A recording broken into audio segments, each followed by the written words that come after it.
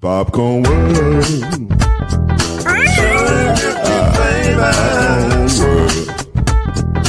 Popcorn World. Yeah.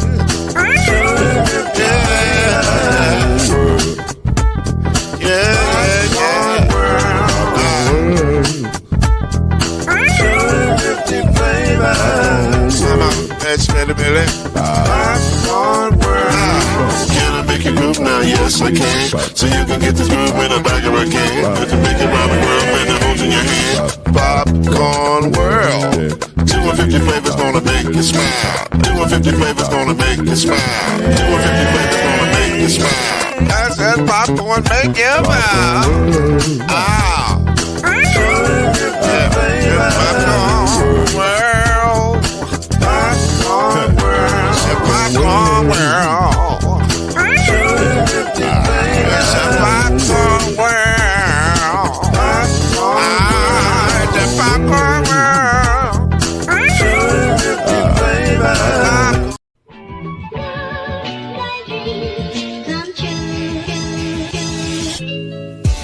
Now it's time for Believe in the ACC with our starting lineup. From Florida State, number 17, Charlie Ward. From Morehead State University, number 50, Lloyd Stan. And from Murray State University, number 2, Kendrick Haskett. Get ready for the best sports show about the ACC in all the land. Believe in the ACC starts now.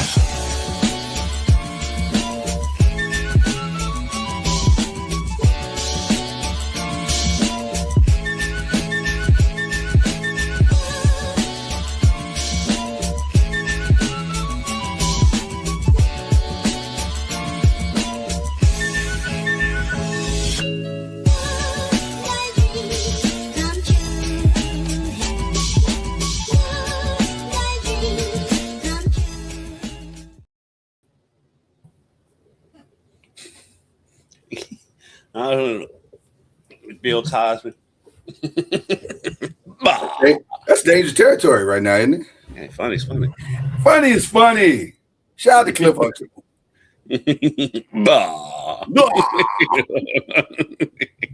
Y'all know the foolishness is about to start. Get ready. Lloyd Spence, Kendrick Haskins, and I'm giving an early shout out because some of you from Tuesday are gonna be like, "Hey, haven't we seen that hat? Have we seen those gloves? Have we seen that shirt?" Yes, but I'm proud of my wife, and I promised that I'd give her a shout out on both shirts. I mean, both shows. So there you go. Happy wife, happy life. Happy wife, happy life. This ain't about y'all. It's about me and what I'm trying to achieve and get done and stack up some coins on. Okay, here we go. That is Kendrick Haskins. I'm Lloyd Spence. This is Believe in the ACC and another show which will be named later. Not right now. Later. But we're coming in hot today. I wasn't coming in hot. I was coming in. Why are you laughing? What you giggling about? I was like, wow, later. It's a tease. It's called a tease. In the industry, we call this a tease. People who watch their show know what's coming. They know. It's not much. I said it was a good tease. It's just a tease. It's a tease nonetheless. Okay. I wasn't coming in hot today. I was coming in very mild, and then I turned on ESPN as I do for final Thursday morning show prep. And the second thing that they talked about, the first thing that they talked about was this Peterson kid is milking the system and he's doing this and he's doing that. And I was like, hey, wait, what's going on? What did I miss? And then I didn't realize, I watched part of the game, but I was doing other stuff, so I didn't watch the whole game. Turns out that there were better games on. There were much better games on. This game was not very good. That Alabama-Arkansas game was incredible. Shout out to Alabama, Arkansas. Referees, y'all go kick rocks. That was awful. Oh, just wait. I got a game for you from last night. Okay. It's gonna be a fun show. But anyway, apparently Darian Peterson checked himself out the game. After scoring 18 points, he started having calf issues. He scored 23. Scored 23 on the total game. 3 points in 18 minutes of play. And then started having calf issues. Now, to tie it all together, because you're saying, what does that have to do with the ACC? Well, a lot of players across the landscape of college basketball, top potential lottery picks, who have been having health issues. And the fan base is like, hey, man, paying you too much money to be having all these injuries, man. And whispers in the dark. I think this player is, his daddy told him not to play. And that's why he ain't playing. Yeah, I heard a lot of that foolishness for about a month. I'm just saying, it's a lot of conversation going on. And finally, the quiet part was said out loud this morning on Get Up. Between Kendrick Perkins and Jay Will. Hey man, these kids make way too much money to be sitting out games. There it is. Now we're gonna have that discussion. Mm-hmm. I am I'll be honest with you, this is wildly uncomfortable. Because both things could be true. I don't think that they are, but they could be. They could be. There could be students. I don't know if it's Peterson. I don't know. I'll say this about Peterson. He's had a lot of things go wrong this season. Mm-hmm. So if one wanted to speculate, it would be hard. Though I personally don't feel comfortable doing that, it's hard to argue against anyone doing so. It's a lot of stuff going on. Michael Jordan literally had what is known as a flu game, even when it wasn't a flu game, it was food poisoning. But you understand what I'm saying? It's a wild. I don't know. How do you feel about this, Kendrick? And where is this going? Well, it is because NIL has been thinking that people can't get injured. Like they're just sitting out because they want to get paid. I mean, I'm sure you can find some cases where that is the case, but not every player that gets hurt and sits out is just milking NIL money. Right. The Houston story is weird because this dude will play in games and just come out. And I don't know if there's a health issue that we don't know about. Bill Self's body language doesn't help the situation. and gave one of the worst press conferences to defend a player ever. I mean, it's disappointing. It's disappointing. And also, when you get to the tournament, you don't want these type of things to happen. Wait, what are you in? Right. Well, the other part too, though, is like when you look at his draft stock, his availability is the knock on him now. Yeah. And so I'm like, now, do you really think that he's hurting his NBA stock on purpose?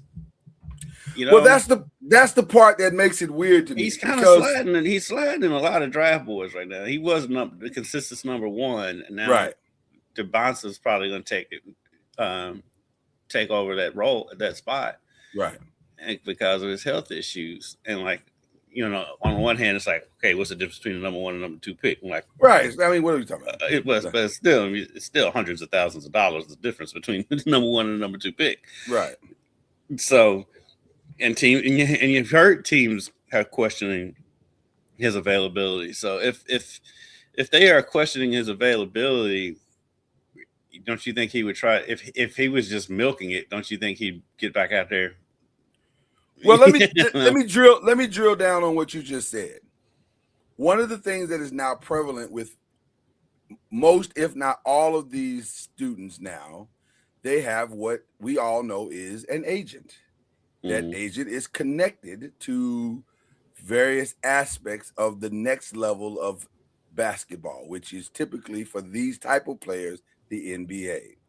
you don't think that his agent has been I don't say contacted, but I'm sure the agent has put out some fillers because it's his job to know where his player is, how people are feeling about his player right now. Mhm. And I guarantee you they have gotten feedback, whether it be from the media or sources that are telling them your guy needs to play. Right. And now I'm going to bring it a little closer to home. Might be one of the reasons why Mikal finally had to, I don't know if Mikal is 100%. At this, usually in basketball at this time of the year, you're probably not. Nobody during the season is usually 100%. That's pushing it. 100, because that means you're not fatigued. There's no little nicks and, yeah, you're as close to 100 as you can get, but you're not 100. Yeah. But maybe he came back a little, because the noise was getting kind of loud. It was, but at the same time, people forget Michael had back issues in high school and missed games in high school because of back issues, and he had a back issue that kept him out of games this year. And he comes back and averaging 30 points a game, and now all of a sudden all that chatter goes away. He's back in the top 10. I saw him basically on the top 10 of most lists this week. I was like, oh, what a difference a day makes. Yeah. But don't take our word for it. Let's ask a coach, our coach, the coach, Coach Charlie Ward. Hello, Charlie Ward. How are you doing, sir? Morning, Coach Junior. Good morning. How are you guys doing? We are doing great, sir. And we are diving into a very uncomfortable conversation, not just for us as journalists, but also for coaches across America. Is your player really hurt? Should you take him at his word? Are players being paid money and not living up to the financial responsibilities of their NIL deals? I turn it over to our coach, Coach Charlie Ward. What are your thoughts on the vitriol that is coming toward some of the players who are checking themselves out of games, apparently? It's to me, like I tell my guys all the time, it's an integrity issue. And we're in this day and age, we're so well coached in certain areas to where it's hard to dispute the what you're going through. And what I mean by that is mental health is a buzzword. Um, if you have an injury, I mean, you can say I have an injury. Whatever that injury is, it's hard for me to dispute whether you have an injury or not. You know what I mean? It's hard for me to dispute if you're sick or not. And these things are starting to creep up, and just I guess every day it's been happening. I'm not saying probably it's been happening. Right. And not just in the sports world, but even at work. If you don't feel like doing something, you come up with a great excuse. And that's one of the things I'm always challenging our guys on is, it's hard for me to dispute that you have a stomach ache when you're going to be late, Right. to a meeting. Right. And so what I can't sit there and say, well, you don't have a stomach ache, Right. but there has to be, to me, there has to be some integrity about who you are and what you're going to be remembered for. Because if you know you're not sick and you're claiming that you're sick, that's just, of course that's a lie. Right. Right. And so there are some integrity issues that need to be, who are you and who you want to be known for. And I'm not saying people aren't sick, people aren't injured and what have you, but why are you, is it really true? That's what it really comes down to. Charlie, I want to add something to what you just said, because I pointed at the screen when you said mental health, and I think there's a part of this conversation that is not being discussed enough. I do think that there is a mental health side to these sitting out games, and let me explain what I mean by that. If you're making $5 million or $3 million or $2 million, and things are not going the way that you thought they would go in a season, or you have a legitimate injury and that is taken away from your time on the court, but then now you're nervous because all of these things people are talking about you behind, they're talking about you on message boards and chat rooms. Are the chat rooms anymore? Well, Instagram or whatever it is. Your name is being bountied about on ESPN negatively. That would create some mental health challenges, because in an 18-year-old kid who has never had to deal with this level of scrutiny, he's going to feel a certain way about that. So, yeah, I think there's some legitimacy to that part of it, but it's almost like a chicken and egg type situation. Going back to what you said, is this because you're nervous and scared and you don't want to step up to the responsibilities that now come with making money in college basketball? Or are you legitimately having struggles and you need help to deal with what you're going through? This is a very interesting conundrum. Well, that's a human thing. It's not just athletics. It's Right. you have people who are struggling with all of what you just talked about, even if they're not making a whole lot of money. So let's just be, upfront and honest about that. Mhm. And it really comes down to, are you willing to self-reflect on what it is that you are struggling with? Or, I know I had to go through it, going from not being a starter in college when it came to football to being like one of the guys where everybody's looking to you for, everything. And, there's some periods where you go through struggles where you're not successful. But I didn't really want the success or the not successful. I mean, I didn't that wasn't I wasn't really out there for that. It just happened and I had to work to deal with it. And of course, you have to take these things as ebbs and flows, and these are the things that's going to happen, and you have to be prepared for those things. And when it does happen, you have to have outlets to be able to share what you're going through, because when people come into a whole lot of money when they haven't had money, it's different, and they have to be willing to be coached through that, because if you're not willing to be coached, then that's when you start to go downhill with your decision making and all the other different things.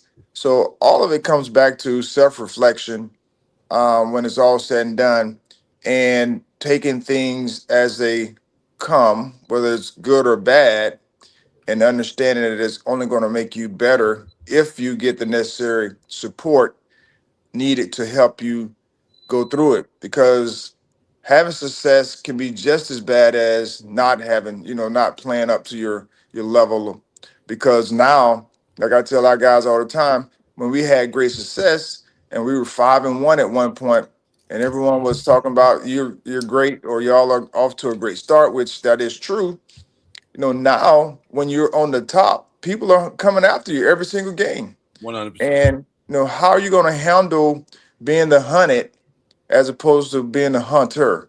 And so when it's all said and done, you have to make sure your daily habits, are the things that keep you where you are wanting to go. Um, and it's no different than anything else. You got to make sure your daily habits are there, whether you're getting the notoriety or not, or people are just talking about it or dogging you out, because that's just what life is about. Yeah, and like we was talking about it just before you came on, Charlie. Part of it too is with the NIL and like people knowing that what these athletes are making. Now nobody believes anybody's hurt, and that part is annoying too, because like I look at the Right. Jaden Quayton's kid at Kentucky, they've shut him down. He tore his ACL in February of last year, Right. and he's a big guy, and so he came back for a few games and he went back out, and now he's milking the NIL money. I'm like, he came back about 2 months early and came back to play. Now he's back out, and it's you're hearing that about him. And then we was talking about Michael when he was out with his back injury, and fans was he's milking the NIL money, not knowing that the kid missed games in high school because of a back injury. And like when you saw him on the bench during that time, he always had a back brace on, sitting on the bench. And so, of course, all that talk goes away when he comes back averaging 30 points a game. And so there's that element of it too. It's like, people do have injuries. Right. No, and that's why I say it's hard to dispute. Like you just have to take them at their word. And one of the things that I'm always challenging our guys on is if you're going to say you're hurt, then you need to go get treatment to work to rectify whatever issue, or go see the doctor or the team trainer. If you're sick, just don't say I'm sick and don't do anything about it. So that just, we just want to make sure we're working to help you in what you're saying you are, because we know that if you don't do anything about it, it's only going to get worse. And now that's where the conversation comes in. Are you really sick, or are you really injured if you're not getting the necessary treatment to try to help get you back, get you back. And I think that's where the challenge is going to be going forward. The fine line between being above reproach and then also your accountability to your team and to that's where it gets really uncomfortable, because I honestly don't believe there are that many student athletes that are out there trying to milk the system in that way, because most kids come to college to play ball, whatever the sport is, football, baseball, basketball, whatever, because they want another career beyond that. So anything that would jeopardize that, I find that really hard to believe that they would just, but again, I don't know who's advising some of these kids also. I mean, maybe there are some parents. Like, it was weird the other day that, I don't know if you guys saw this article, but Flage Johnson, lost Kendrick.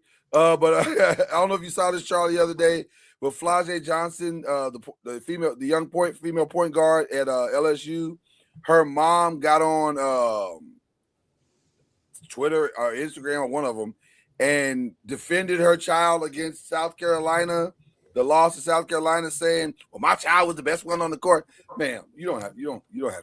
You don't. Right. That's not necessary at all. Flage is perfectly fine. She doesn't need you to come caping for her. Right, and she's been through enough. She's got a championship under her belt. I think she's okay. So why was she trying to advocate for Flage being the best one on the court? Because that's what the modern NIL parent does. I think that's there's always a parent out there that does something. I mean, that's part of the reason why Michael was getting so much flack is because his dad will go back at people on Twitter when they criticize Michael. And sometimes as a parent, even though I can't really speak because I'm not a parent, but sometimes your baby is an adult now. They can take care of themselves. Flage's got a song with Lil Wayne. I think she can take care of herself. She missed a free throw at the end of the game, and I'm sure she probably got a lot of for that. So that's why people were going at her, and the mom felt like she had to defend her. And also, let's be honest. Flage is the breadwinner right now. Her mom, and South Carolina owns LSU right now. And South Carolina owns LSU. So, she's trying to protect the daughter. She's also trying to protect her client and the brand. So I get it. I understand. I'm not even mad at her for doing it. I think it's ridiculous. But because I don't think she needs to do it. I don't think she needs to. I think, though, the lines, that's what I'm saying. The lines are very blurred right now. And there's not enough people helping people to navigate these new waters, because they were never amateur waters. They were always professional waters. Now we've allowed this to happen in the amateur ranks with no net. You know what I'm saying? We're walking tight ropes with no net now. So there's no blueprint, or there is a blueprint. We just refuse to follow it. Right? There is a blueprint. We just don't want to follow it, or there's no governing body that can help protect it.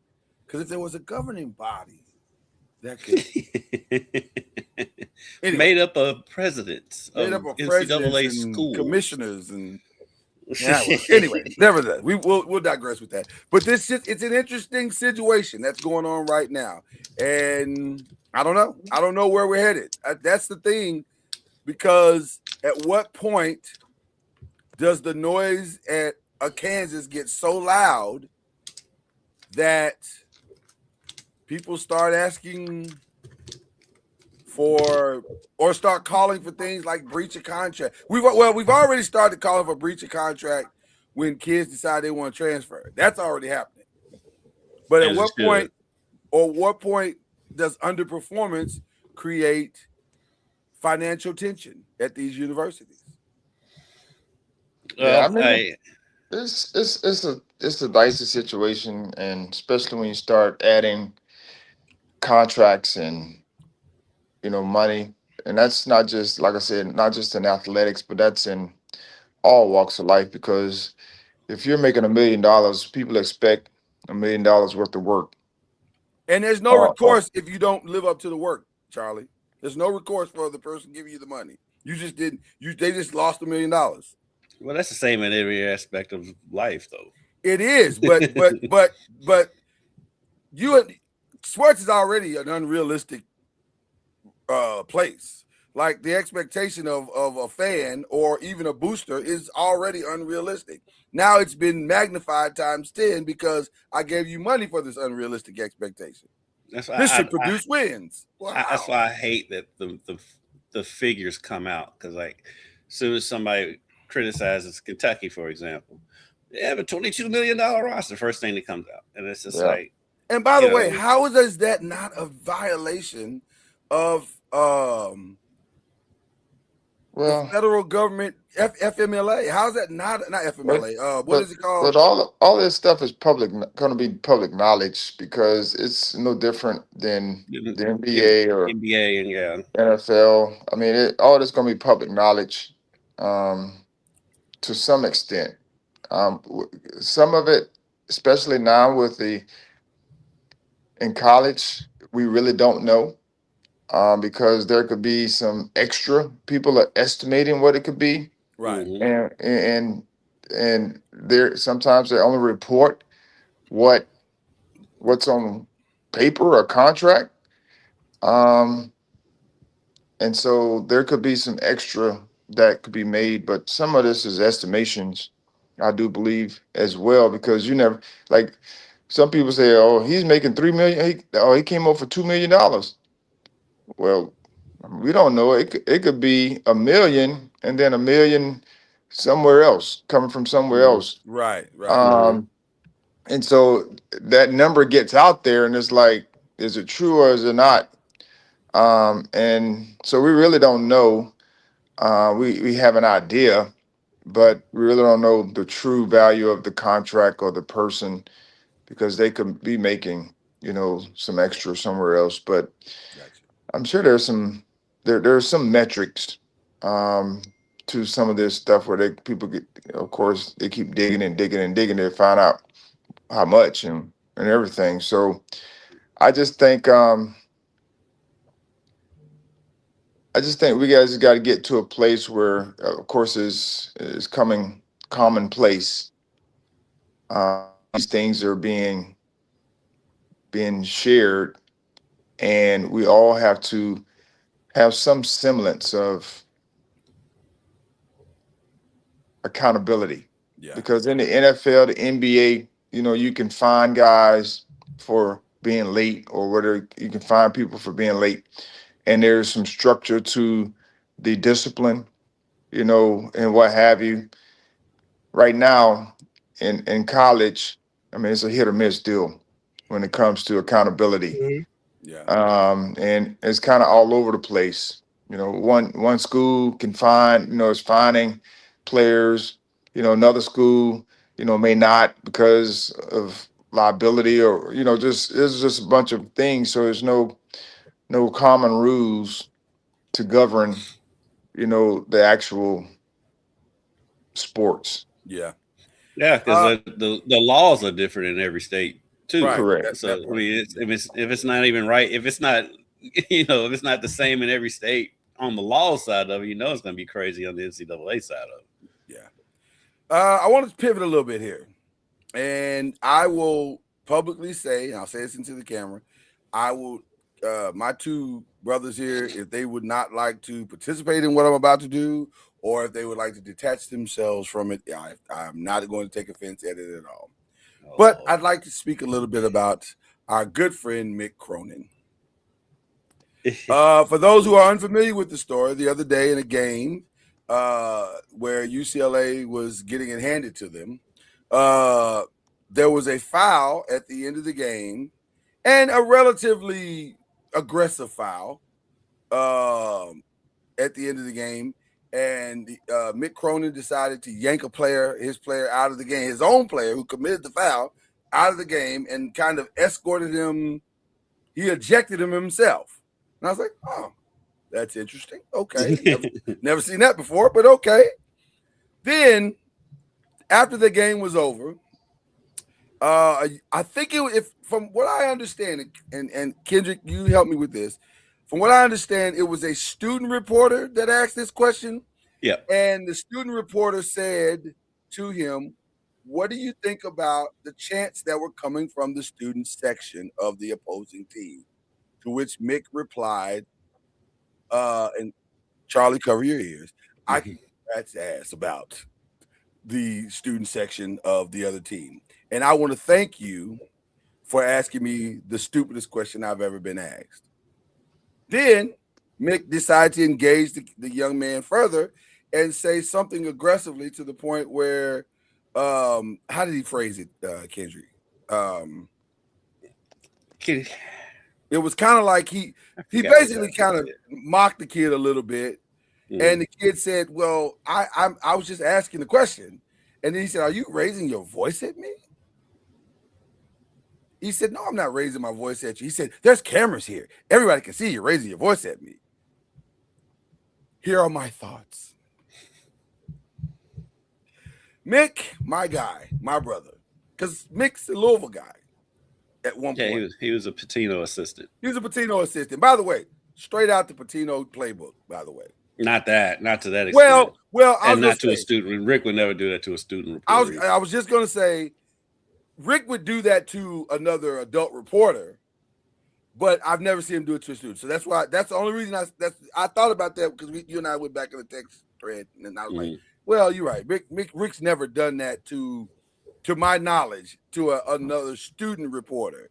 I've seen him do it to other reporters, but not but not to a student reporter. But irregardless of that statement, I understand, because ironically, this seems to be happening a lot. I'm looking at you, Doug Gottlieb. Guys are under the stress of losing, and I get it. I understand it is a stressful job. But to berate a young student for asking what is essentially not necessarily a great question, but it's not an awful question. It's not an awful question considering what happened in the game. Considering what happened in the game, question. It's a legitimate question. And so I take umbrage with that, because and the fact that UCLA themselves have not said anything to Mick about this, I take umbrage with them as well, because you can't treat people like that. That's not cool. That's not cool. And it reeks of I'll use this word. It reeks of a certain type of bullying that bullies typically pick on the kid that they think they can beat. Mm-hmm.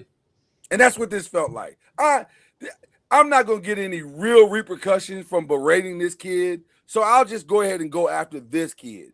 But he wouldn't try that with other reporters. And so I don't like that. I don't like bullies. I'm not a fan. And I the first thing that when I saw that, the first thing that popped in my head is you know what? This is why I trust God, because God knows where I'm supposed to be and where I'm not. Because there's no way I would have sat in that room and allowed him. And I feel a little ways, if I'm being honest, I feel a little ways about the reporters in that room, a little bit. Because I'm like, nobody's going to take up for the kid. We all just going to let this happen? Okay. So Well, most likely, with it being UCLA, there's probably really not that many adults in the room because they're great point. They don't really cover these TV stations out there don't really cover UCLA because they got plenty of other stuff to cover. Yeah, there's a lot of stuff going on in Los Angeles, right? Before you get to UCLA basketball, I'll never forget when UCLA played Kentucky in the NCAA tournament in Indianapolis and got in an open locker room, and I got a one-on-one interview with Lonzo Ball because they don't have any media.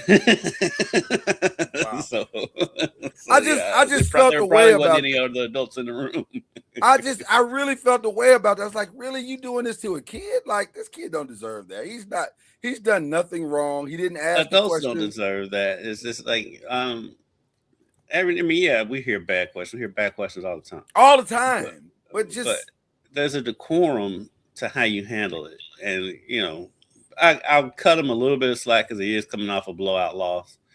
But because I know coaches who are as nice can be off the court, but when they lose, they turn into a totally different person. And but that to me is the point. We keep giving passes to people because of the circumstance by which they do. I'm not condoning it. I'm saying, I know you're not. I know you're not.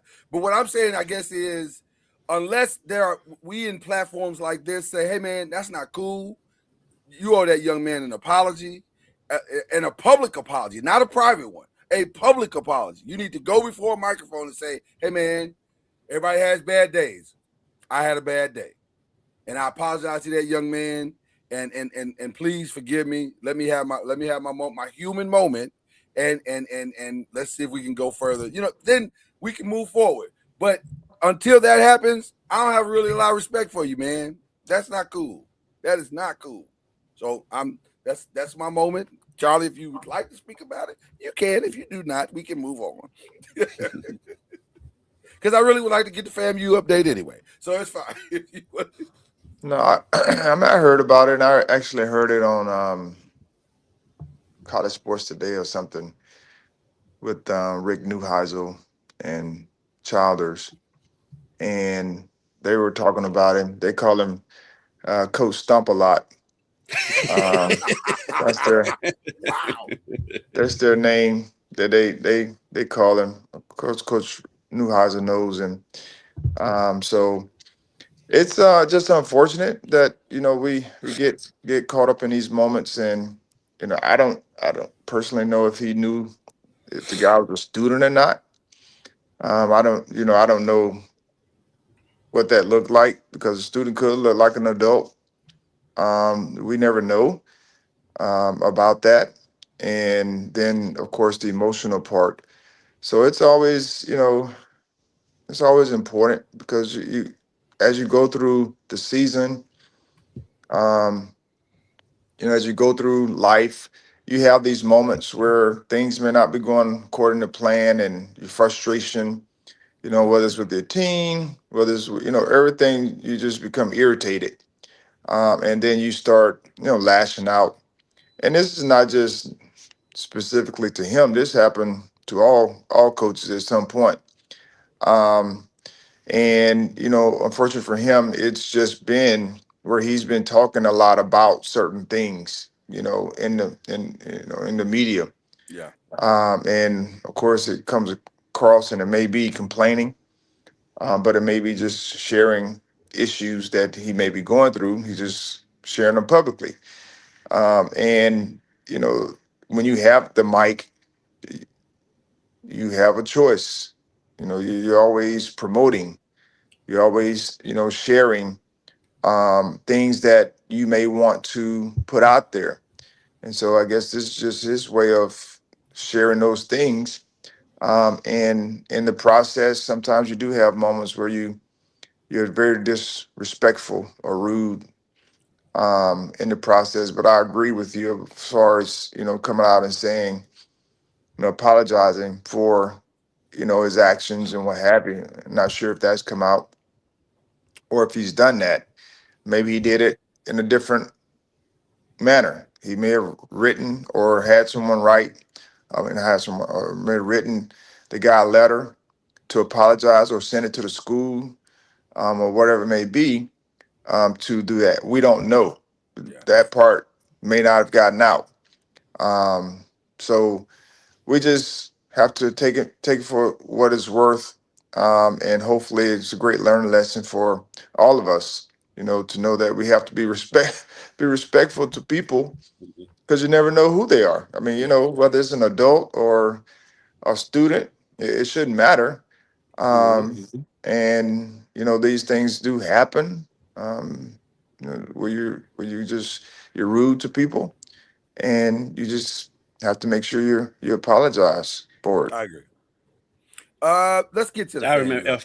for some reason, real quick. Yeah, go For ahead, some go ahead, reason, the Rick Pitino story popped in my head. Remember the game they played, and like a cheerleader thought the game was over, and he went out there and grabbed the ball and threw it in the air, and it resulted in a technical foul.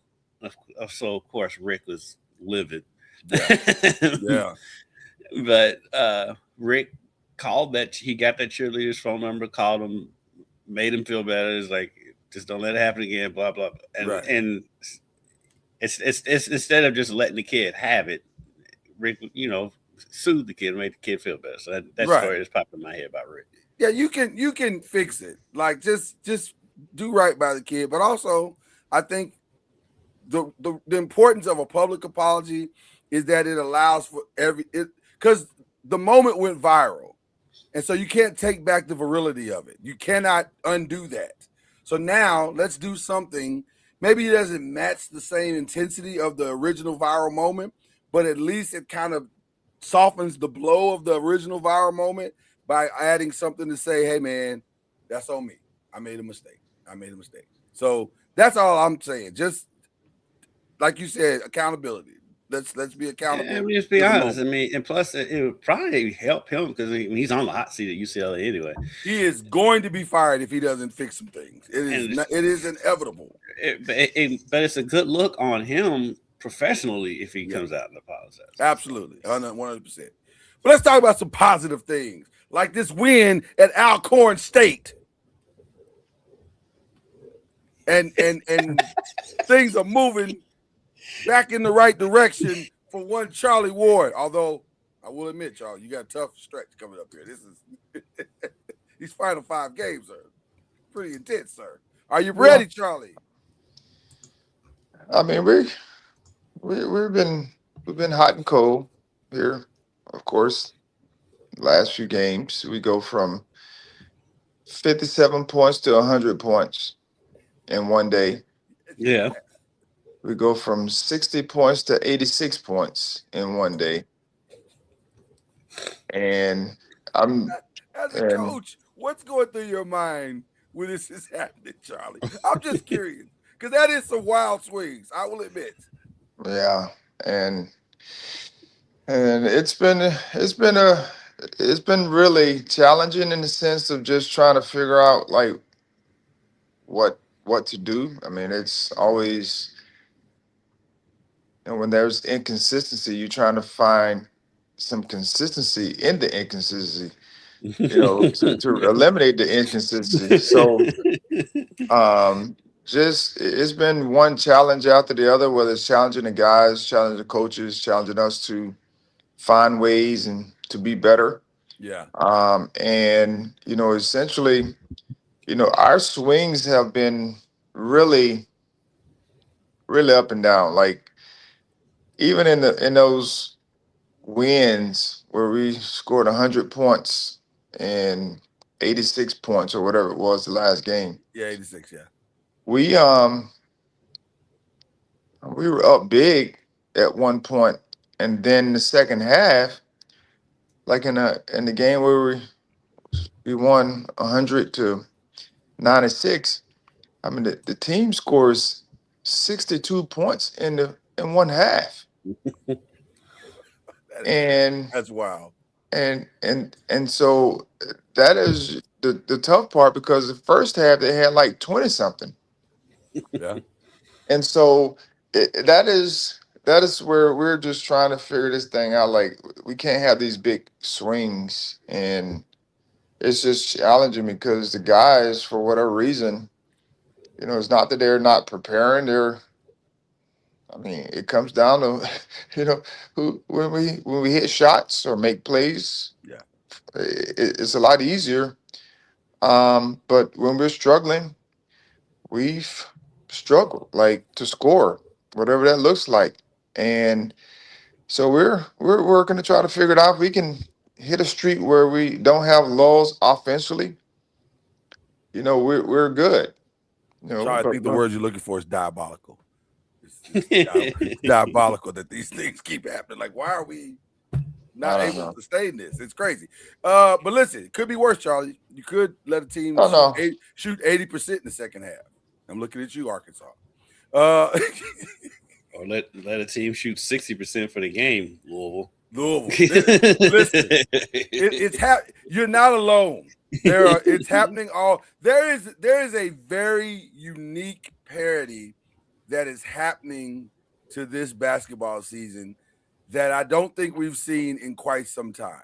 Like, it's the only team that doesn't seem to be experiencing it is Michigan, and I don't know if that's because they are that good or because their schedule has lined up to a place where they haven't had to be pushed the way other teams have had to be pushed. And so it's interesting because if you ask me today, and we're about to get into the conversation here in a minute of bracketology, I honestly don't know who the best team in college basketball is. I really don't. I can make a case for just about anybody. Michigan it's Michigan. It's Michigan by record and it's by based on what they've done, then you got to say Michigan. But it's usually how that works. Yeah, but listen, they've beaten teams outside of the Big Ten. Yeah, they have. But it's no different than the Rams. I mean, the Seahawks win the Super Bowl, and then I don't know if they had the best defense, but I don't know. Like, they won. So that's all you can really say. They won. They were the last man standing, and so there it is. That makes them the best. But I mean, they beat Auburn. They was 21. They beat Gonzaga by 40. Gonzaga's got 2 losses. So the teams that they've beaten, they're 30-piece people. Yeah. I mean, they're not discriminating. Like, they haven't really had a close game lately, and it's because of the way they play. And that's what I tell people all the time. I tell my guys, if you're executing at a high level, the score will reflect it. Yeah. And so they've been executing at a high level, and the scores have been reflecting it based upon how they've been playing. So I will say this. I finally got a chance to see Michigan play a little bit the other day, and I was impressed with their attention to detail, especially coming from their point guard. I can't remember the young man's name, but their point guard, he plays the game. Yeah, he plays it very intelligently. Like, he was making some passes, and he's a great shooter, but his attention to detail and getting people in the right plays and hitting his big man in stride. I'm always watching how a guy will hit a guy in stride, where the ball placement is on the pass. He was doing some really smart things. I was like, okay, this. Well, you right. know that was the point guard that was at North Carolina last year. North Carolina, yeah. Oh, I forgot about that. Yeah. You know what's funny? He was in what commercials was those in? He was in one of them commercials. But you know what's funny? The hotel commercial. Yeah. You know what? There's so much movement in college basketball now, and you see a kid move, and then it you forget that he was, you forget where he was, and I'm like, I've seen this kid before because he looks so familiar when I'm watching the game. I'm like, you saw him on hotel commercials all during the NCAA. I did. So that's where I remember him from. So there you go. But yeah, I don't know. But quick update that is going to or has already dramatically affected the ACC. Caleb Wilson is out indefinitely. They are not sure when he will return. He says he'll be back. I don't know. A broken hand in mid February. I don't know. It's not a shooting hand. When so does there's March that. Madness start? When is the ACC tournament start? Let's start with that. Like 3 weeks. I've never heard of anything healing that fast, but It may be because we started in 2 weeks, so the 9th through the 14th, so it may be somewhere around that time. Yeah. March. I've never heard of anybody healing that fast, but who knows? He's young. Who knows? But They need him because them and Louisville are tied at 8-5 in the conference. So they are 1, 2, 3, 4, 5. So they're tied for 5th in the conference right now. And where is that game that Tuesday? Is it Tuesday that Louisville and North Carolina play? Monday. It's at Monday. Carolina. Okay. That's at Carolina. Mm-hmm. Even with him out, they should be. I don't know. Well, The way listen, NC the way State Louisville- beat them last night. Well, the way NC What's State that? beat them. Go ahead. NC State beat who? Oh, they beat North the brakes Carolina. off of North Carolina last night. Oh, did they? So, but that's the first game without him. If No, I'm- it wasn't. There was a second. That's No, not the first. That's not the they- first one. Yeah, they No, played a it's the game second the other game. night. That's the second one, and they lost both of them. No, No. they won the other one. They won the other one. Okay. They I don't said know, NC State beat North Carolina 82-58. and it wasn't that close. If you watch the game, it wasn't that close. But NC State is a mixed bag. They are. Yes, they are. They are.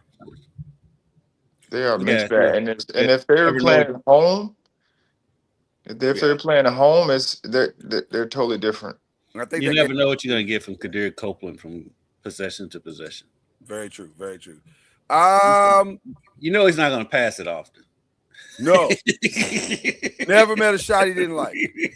Never met a shot he didn't like. Duke, Virginia, North Carolina, Louisville, and in the coaches poll, which I don't know how seriously anybody takes that anymore, but Clemson is number 23. They're out of the AP, but They've lost the last 2, right? they're on a little bit of a slide.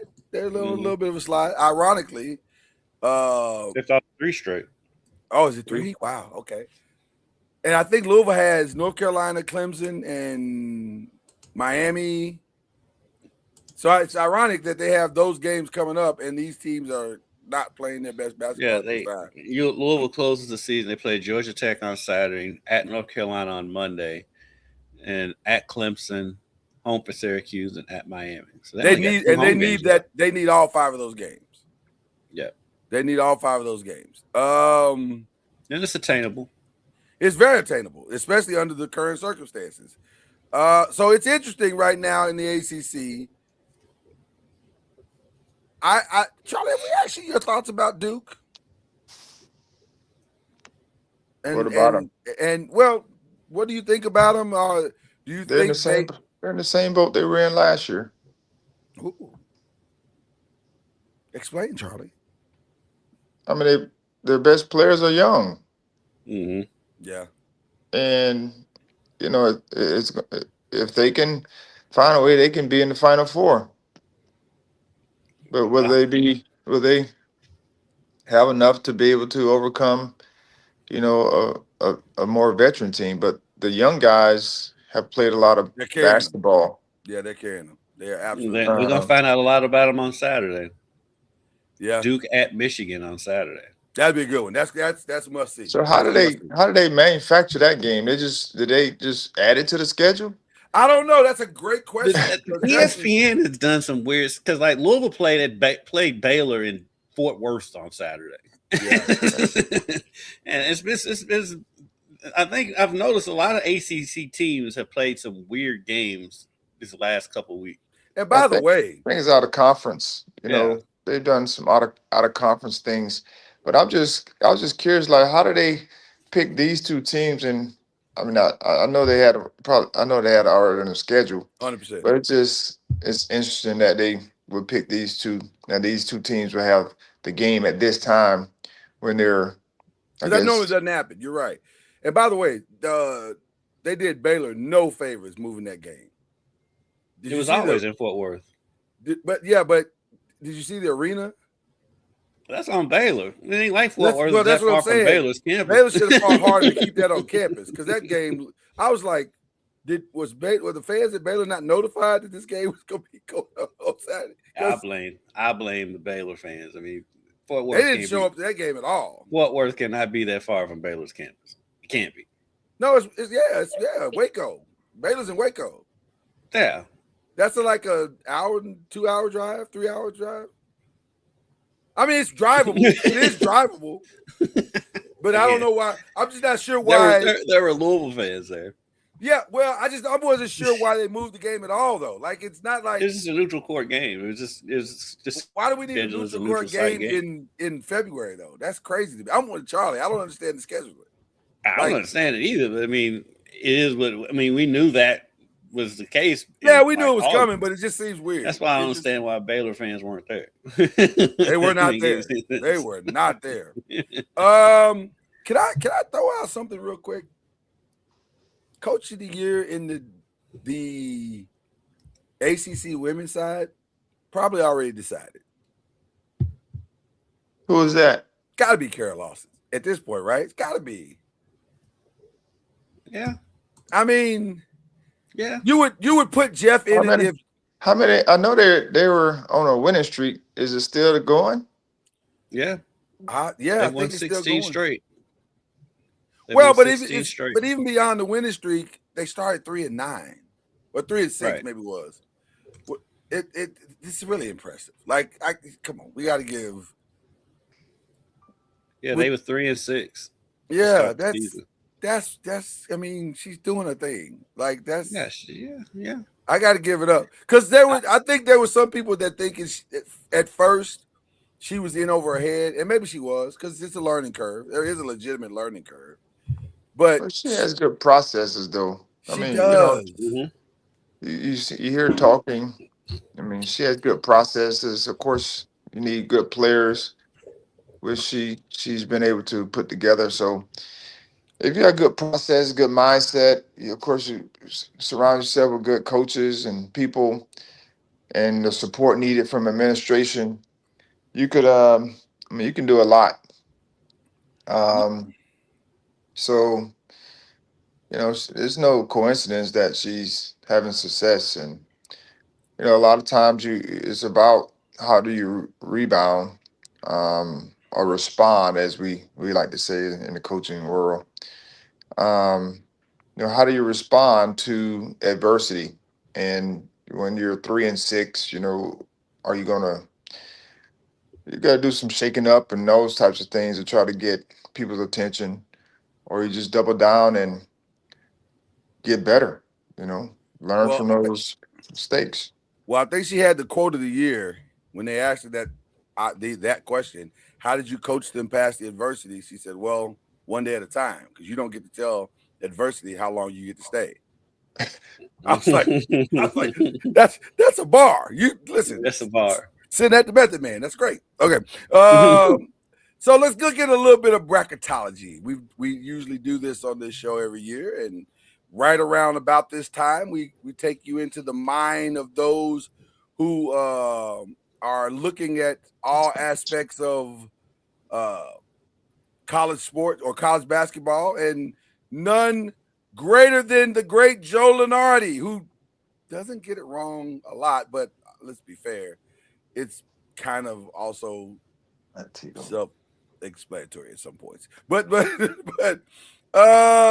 this is what he has so far as it relates to the bracketology, and we like to look at the specifics of. Ooh, I like what I see there. Yeah, over in the Midwest, he's got a NC State, who we just spoke about, taking on Michigan, and or potentially taking on Michigan in that particular bracket. He's got Duke with UT Martin, Iowa, Texas, Louisville, all of them are in this bracket in the Midwest. And let me see if I can get this a little bit. There you go. Is that better? Can you guys see that? Okay, there we go. I can see it fine. All right. I don't hate that. I love a trip to San Diego. I figured that's where you were. I figured that's what you were headed. I picked a good year to go to Louisville this other tournament. It's clear where the other intern is going. So I'm going with the Cats. No, without question. But yeah, that feels And that's interesting to doable for me. Louisville. I think Louisville can come out of San Diego. I mean, That'd be a good draw for them. That'd be a great draw. Vanderbilt will be tough. I mean, Liberty will be tough, but I mean, I think Louisville can beat those teams. There are no walks in the park for anyone, I don't think. When you go into to the other, Missouri had a good win the other night against Vanderbilt. Yeah, Vanderbilt's kind of regressed as the season's gone on. I mean, it was a 1-point win, but I wouldn't call that regression.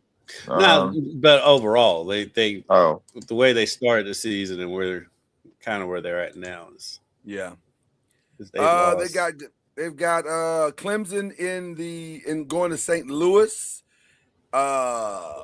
North Carolina going to Tampa as a 6th seed.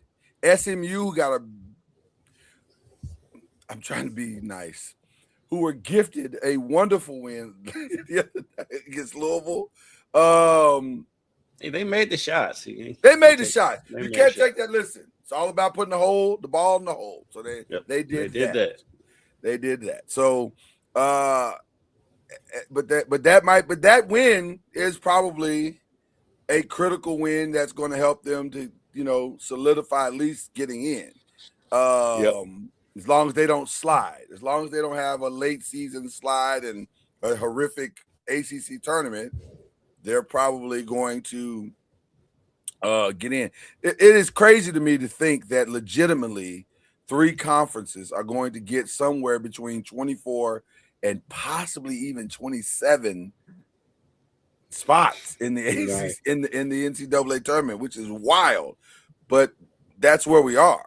The SEC, the ACC, and the Big 12, they probably got a lot of spots locked up. So, other than Duke, anybody else have a chance for a He top still has 14? UConn as a 1 seed, huh? I think this is just because he hasn't updated it yet. Yeah, because they lost last night at home to Creighton. I don't think that's going to hold. Virginia as a 5 in Philly. Miami as a 9 in San Diego. Let me see. Anybody else? Are we missing anybody? No, I think that's it as far as the upper side of that bracket. And then in the other side, we've got, where are we at here? That's it. I think that's it. So that puts the last 4 buys in the for Texas A&M, UCF, Georgia, USC. Last 4 in UCLA. He still got UCLA.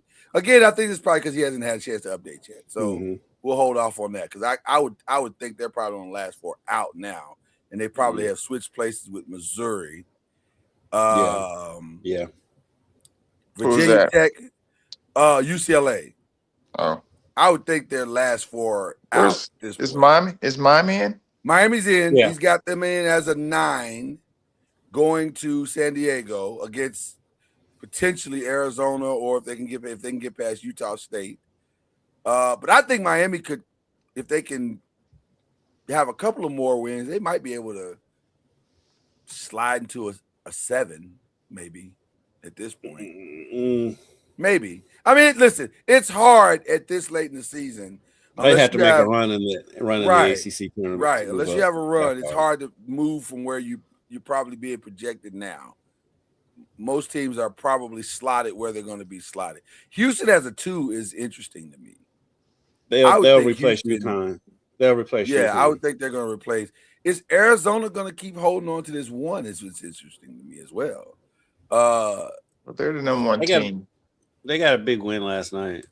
They beat BYU last night. Yeah. So. Is BYU getting their money's worth? Yeah. At this point, considering that they're BYU, they're relevant. They're relevant. Hey, they're relevant. They so get I guess talked that's about. Part of the, I mean, he got 35 last night and it lost. So. They needed it too. Yep. It's definitely not his fault. He's No. done his job. With the Sanders young man out, he's gonna have to Yeah, he's gonna have to carry the load. carry that load more. Yeah, he's gonna definitely carry the load. So it's He an was already interesting doing that time. with Sanders there, but yeah. Right. I'm not sure Sanders might be the X factor of that whole situation right now because I don't know what's going on with him. But nevertheless, you know, they are where they are. They're gonna get in. They're gonna get in because of the TV. They'll get in. Yeah. I mean, they're ranked number 1 right now. Yeah. 23. They're sliding. You know, if you want to say that, they're sliding. Yeah, they'll win. Let's see where they win. Ooh, But also they their can win. schedule's brutal because I mean they played at Arizona last night and then they play at home against Iowa State. That's not. Yeah, that's tough. But also, listen, March does weird things, and that kid is talented enough. Who knows what could happen? He could put them on their back, and they make a run and win the whole doggone conference. You just never know. I mean, after the Iowa State, the rest of their schedules went when they UCF at West Virginia, at Cincinnati, and then home. Those are all Tech. winnable games. Yeah. Well, maybe Texas Tech could be. You know. Well, without Toppin, I mean, that becomes more winnable. Heartbreaking that Toppin's out. Yeah. That was tough. I like that kid. I love this game. That kid. Yeah. Now he should get another year. He should be offered another year. He's gonna rehab that knee in an NBA locker room. Well, probably. But I'm just saying situations like that. He fooling with college. He could have went last year. So he ain't fooling with college no more. I agree. But I'm saying if he said I'd like another year, I think that's fine. Oh yeah, you get it. Guys who are saying 9 years, hey man, come on, man. It's time. It was a guard I saw the other day. I was like, man, I remember him from 3 schools ago. With Copeland. I remember him from 3 schools ago. That's an awful statement. Copeland at NC State. He's been at NC State, McNeese State, Syracuse. Not that he's the kid that's still on campus and you walk past him in the lunchroom going, "You still here?" Yeah. Yeah. We had like 3 or 4 of those at Murray. Wow. Yeah, we had a bunch of more here. They were there the whole time I was there. Before I got there. I'm thinking of one right now. That joker stayed forever. I was like, hey man, I feel like at this point you don't want to graduate. You just I'm gonna name a dorm after you. Not sure what you're doing. Like, what plan are you on? Like, what are you talking about right now? I'm gonna check your whole program. This is crazy that you're still here. Okay, Charlie. We've ignored it for most of the program, but I have to know where are you, Charlie? Like, this is. Are you in Mississippi? Are y'all playing tonight? Is the game tonight? Yes. We're home. We're home this weekend. Okay. We're playing the Alabama schools. Alabama schools are coming to Florida in what Charlie Ward likes to call the get back games. We lost to both of them on the road, but still got to go out and execute. We struggled in the first game against Alabama A&M. First, again, our swings. They were up 21-4 with like 7 minutes and 30 seconds to go, and we ended the half 26-20. And they hit a 3. When guy hit a 3 at the buzzer, like a turnaround fadeaway. Turnaround fadeaway is down. So essentially, it was 23-20. We clawed back in the game, and then we ended up losing by like 7. No, it might have been more than that. No, 7 or so, because we kept clawing, and guy hit a late in the game, like 40-something seconds. We got him down, shot clock down. We down 4, shot clock down to maybe 2 or 3 seconds, they skip it to a guy and he knocks down a three. Yeah. First And, year coaching Blues. and so that's just it's that whole deal. But we'll be prepared and ready There you go.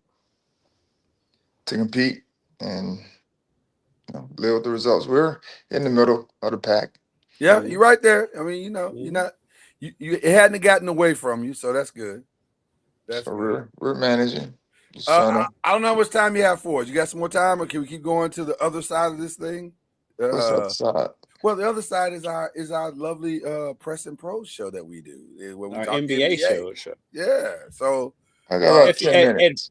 If you want to feel better about things, watch the end of the Western Kentucky Delaware game last night because the officiating was awful. Worked out for our Hilltoppers. They were down 3. Okay. With time winding down, they call a foul on a 3-point shot where the guy was not touched at all. Goes, makes all 3 free throws. End of overtime. Western's down by 1. Same deal. They got all ball on the strip. They called a foul. He went and made both free throws and won the game. Now, shout out to the Western Kentucky kid. He made all 5. It was the same kid both times. He made all 5 free throws. But there was a phantom foul in that Alabama-Arkansas game on that 3. I was like, did he touch him? And by the way, also another missed call in that game where the Alabama guard drove to the basket,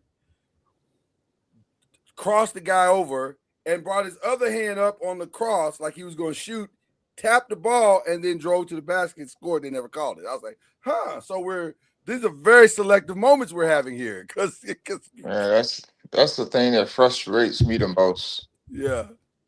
And I'm always telling referees, like, hey man, just call the game. Like, don't look at sides and where you at and all that. Just call the game. Yeah. And I'm not asking for calls. I just want you to call what you calling on the other end. Right. Right. Don't bypass. Don't make us play through contact, and then you're calling these tick tack fouls on the other end.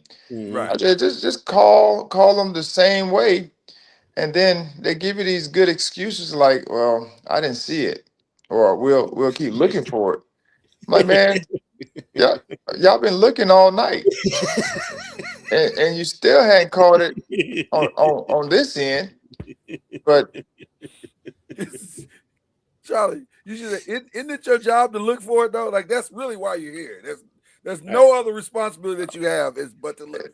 But it goes back to the same thing. Like for my guys, they give me great excuses. Yeah.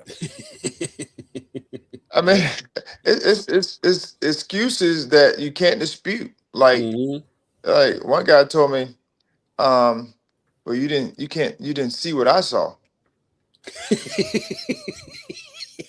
You can't dispute that. You know what I'm saying?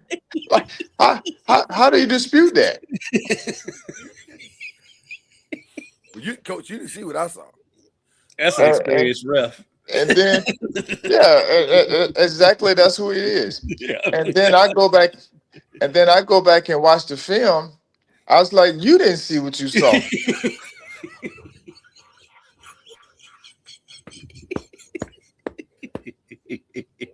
I'm just saying because after watching that film, there was 2 people in front of you, and you called a foul on the guy that was the last guy that you couldn't see.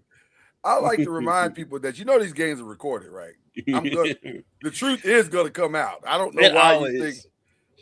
Yeah, I mean, Charlie, it always amazes me when a ref totally on the other side of the court will call a foul. I'm like, there's no way you saw that. And by the way, the one that burns me more than any of that, the anticipatory foul. That's what it was on that 3-point on the 3-pointer. That drives me crazy. That used to drive me crazy as a player. Like, so you just gonna blow the whistle because you think I'm about to foul. Yeah, that's what we're doing now. We just making up moments. Like that's crazy to me. And then the other one that he always says, I'm not gonna like that one. I mean, I like that one, Charlie, you're on fire today. but You are on but fire. Let me tell you. but I can't take it back. I'm Can't like, take it back. yeah, just call it a turnover then. Yeah. I mean, we have those coaches, players, everybody have turnovers, but I'm not asking you to call something back. Like we used to see this all the time. You make a bad call, you go call makeup call. You all Makeup heard calls. that. Yes. Heard that. Yes. Like don't go and make up no call Right. because you just made a bad call. Right. That's I not good said, either. Right. I'm saying, I'm like, man, just call what you see. Like guys be telling me, well, I gave you a jump ball, but your guy touched the ball out of bounds. I'm like, I appreciate the grace, the favor, but that's not the right call. That's not the right call. You know what I mean? Like I'm not here trying to get no calls from a team.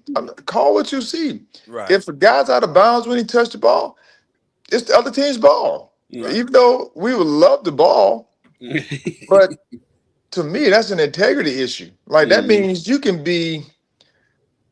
make those calls at any time. Mhm. And That's scary. and we had this. I had this a couple times. Like a guy foot was totally out of bounds when he jumped. Yeah. He jumps out of bounds. He touches the ball. He touches the ball while he's in the air. He jumped. Right. His foot was out of bounds. While he's in the air, he hits the ball back into play, and it's a play on. And you said, Yeah. so you said you didn't see that. That's what you're saying right now. You didn't see. But I saw this on the film. Like I come back and I'm like, what are we watching? Yeah, I don't know. It's blatant. And they're like, oh, I'm still watching. I'm looking for it. I'm like, dude, what are you looking at? Do you sometimes want to turn to the referees and say, this isn't a free ticket to a game. You have a responsibility out here to do your job. Like, can you please just do your job? It's not. Yeah, I have some moments, but I try to make them. Shout out to you for not cussing anybody out, though. I'm proud of you, man. No, I don't do no cursing no referees out. You should hear Jeff Walls. Right. You are squarely in the minority on this, by the way. Yeah, I'm sure I am. You are squarely in the minority. Okay. We won't even play the music. We're just gonna jump right in. Let's get right into it. Let's get right into it. Charlie, what did you think of All-Star Weekend? I missed it. You missed it? No, you didn't. Yeah. You didn't. You didn't, Charlie. I didn't see any events live. I only saw highlights. Charlie, So I missed everything. listen to me. You didn't miss anything. What's funny to me about this thing? This doesn't feel like it should be this difficult. Like, now I'm gonna give them credit for Sunday. Would you agree, Kendrick? Sunday was okay. Sunday was 3 good. out of the 4 games was okay. The final game was awful, but 3 of the games were really good and competitive. They were competitive. I mean, they were like legit. It was late, like almost playoff atmosphere out there. It was they nice. Were competing that hard. It was nice, but also the format is awful. It's a terrible, terrible format because you advertised for 3 weeks. It's the USA versus the world. The final game was the USA old versus the USA young.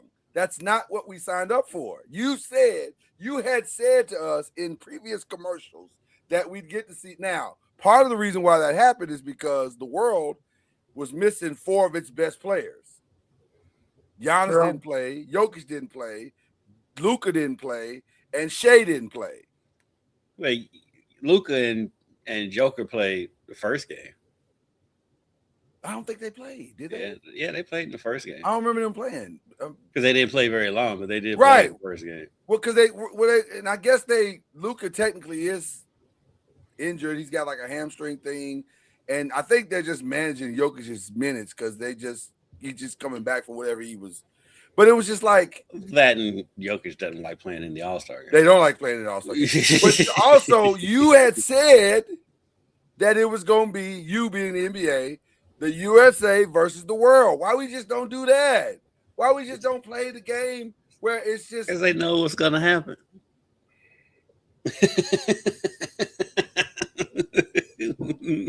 They know the world's gonna kick our butt. It'd be just like the Olympics. So they don't. I mean, they did advertise USA versus the world, but a lot. They had songs. That did happen. So It it did wasn't like happen. Yeah, he did the happen. world didn't hold up their end of the bargain Yeah. by advancing. So I like I said, I didn't see it, so I can't have really a opinion on it. Kawhi Leonard had a stretch in that game against the world that was amazing, Charlie. And by the way, nothing angered me more than that stretch. Nothing. Well, he's I mean, that's who he is, though. I mean, he's a bucket. Mm-hmm. He can He go went get off. you some buckets. Oh, He can go went get you off some that buckets. he went plumb off. He went plumb off, Charlie. And Did he? also, nothing angered me more. Nothing. Why? Because, hey man, so can you do that like in May? Would that be possible? Can we get that? Well, he's been doing it. Trust me. This year, He's been doing it this year. Yeah. yeah, He does it every year I've seen him. until April and play. May. I've seen him play this year, and he just. I mean, when he and Harden was together, they were like I told you. One game I watched, they were the only two shooting, and everybody else was getting the rebounds. Yeah, that's usually how it works on that. Well, that's how I used to work on that team. Can I also make a suggestion? I have because if we're talking about ways to fix the All-Star game or All-Star weekend, I have a couple of suggestions. Number one, let's stop acting like the premier Saturday event is still the dunking contest. It is not. It is the three-point contest. That's the best event of Saturday. And now Damian Lillard winning that this year is as diabolical as it has ever been because he has not played a minute of basketball this season and may not play any basketball this season. But Probably he can't do that. He can shoot. Listen, one thing Damian Lillard can do is shoot that thing. Mhm. And he shot that thing. Flip of the wrist. They'll do that forever. Yeah. Listen, long as you can still do this. They should have a retired players, like if you won the 3-point contest, they should have at least a representative. You want Craig Hodges, the real athlete? Yeah. Craig Hodges, Reggie, take that suit off and get out there and shoot that thing. That would be Ray. interesting if they paired like they did with Allen, and you know how they did the skills challenge. Yeah.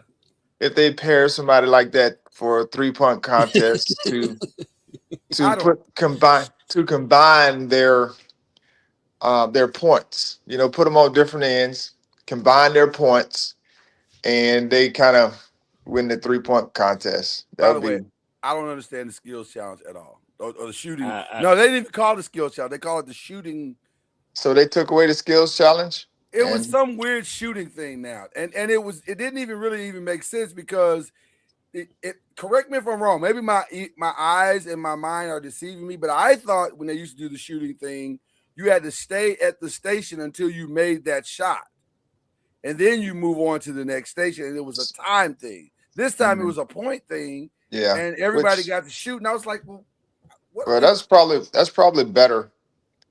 I guess I don't because if you're at one spot, it's monotonous. Like, but they only shot 3 times in each spot. So I was like, so is it a point thing? Because if it's a point thing, then let them shoot wherever they want to shoot, and make the point how many points they want to make. It's probably strategic too, because if you're trying to get the most points, then you're probably going to shoot wherever you can get the most points. Yeah. But I didn't get the impression they were allowed to shoot wherever they wanted to. It felt like they had to go through each station, and then the last station was the half court shot. And I'm so maybe like hotspot. Yeah, it was confusing. But whatever. The who won? The Knicks won? Was it the Knicks that won it? Yes. I didn't That's really all that Charlie cares about. The Knicks won. So see, fine. Charlie The Knicks won. didn't see anything but knew that the Knicks won He whatever knew the this Knicks- challenge was. Right, the Knicks won. That's all he cares about at this point. The Knicks won, and that's all that matters. So I didn't love that, but the dunking contest to me is the one that it feels like we've come to the end of the road. Did McClung was he in He it? wasn't in it. He wasn't in it this year. Listen, what was I'm using diabolical a lot today. What was really crazy is that after the dunking contest was over, Matt McClung, who clearly felt the way about not being invited back, released 4 dunks on Twitter and Instagram that were all better than every dunk that was in the dunking contest. Oh, so he released some dunks. Yeah. Were they live? Were they live dunks? They weren't live, they were recorded, so I don't know how many times it took them to get them, but they were all better. Even if it took them more than one time to get them, every single one of them was a 50 compared to the dunks that actually were in the dunking contest. First of all, let's start with Jackson Hayes. Bruh, I know you had that moment under the legs in game. I got it. That does not necessarily qualify you as a dunker. He should not have been in the dunking contest. Oh, they probably was They need somebody in it. straws at this. You know, at this Why is it point. so hard to get from the mouth and the mind of an ex-NBA player? Why is it so hard to get these guys in the dunking contest? Well, dunking takes a lot out of you, one. And so if you're one of the better players, you see it as, I mean, it's something you gotta practice for, warm up, and it can be difficult. Of course, like, well, Michael and all these guys did it. Well, it's a different time. Plus, they're all It's from- Spanish. And so I don't know. You know, they got the guys that I think they felt can enter it, but I would love to have seen McClung come back. I don't know if he's on the team or not, but he should be defending his title. Well, there was a rumor that those guys said, if he's going to do it, we're not. I don't know how true that is, but Let that remain as a rumor. That's yeah, to me. I don't know how true that that's is. not a but- competitive mindset, Right. and so that just doesn't sound right. There's somebody that would, because there's a lot of money on the line, and so I would have loved to have seen McClung, since he's won it the last couple of years, at Mhm. least to come back to defend it. Like I said, I don't know if he's in the NBA or G League or where he is. Maybe they got tired of the G Leaguer winning the dunk That's what it contest. was. That's what it was. They tired of a G League winning. That's what it was. Step your game up. Step your game up, NBA. You know who would benefit from winning the dunk contest? Ja Morant. I knew where you going. He should have been the first to sign up. He got to rehab his reputation. And by the way, Yeah. as we transition from the All-Star weekend, the rash of injuries, Ja Morant is out for at least 2 more weeks. Yeah, If I had to 2 more weeks. If I had to guess, I think he's trending toward them making an announcement. That's what I think is why they keep pushing it back. Sabonis and Zach LaVine both out for the season now. Kyrie Irving announced out for the season now. Franz Wagner still out announced out indefinitely. I think at one point he was scheduled to maybe return, and now he's announced out indefinitely. To the surprise of no one, Embiid is out. No disrespect, but he's out. Where is he? What's wrong with him? Yeah, he's missing tonight's game with a sore shin. Oh, Yeah. where are they in the standings? They are right up there. They'd be a lot higher if they could ever get their center to play. They are 6. They're 6. Yeah. Oh, They're holding on to the 6th spot. But Orlando's in the 7th spot, so there's probably no real danger. I was going to say they can probably hold on to it. Orlando is 7. Yeah, Yeah. the 4 teams that are behind them, there's probably no danger. Orlando, Right. Miami, Charlotte, Atlanta. Maybe Miami gets hot and goes on a run, but I doubt it. I doubt I doubt it. Steph's out tonight. Is it tonight that they play the Celtics? Is that tonight? Yes. Yeah. But Porzingis is back. Yeah, Porzingis making his debut. That'll be interesting. But what it feels like we're setting up for is a very significant summer, because I wonder if Kyrie, Ja, Sabonis, Zach, all have played their last games on the current team that they're on. I don't think Kyrie has, you keep pushing for that. But I do think Ja's probably not going to play the rest of the season because they're going to get rid of him. And Sacramento. Is Memphis in the playoffs? No. That's what I thought. So I wouldn't expect him to come back. I think that's over. I think I think he's played his last game in Memphis. Yeah. Sacramento, who you never know what they're doing. You never know what they're doing. So it would seem like Levine and Sabonis are gone. They're dead last. It's Sacramento. They may not be gone.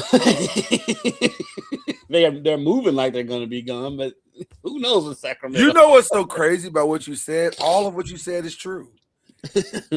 They should be gone. They might be gone, but they're probably not gone. And also, they could be gone. All of those things are true.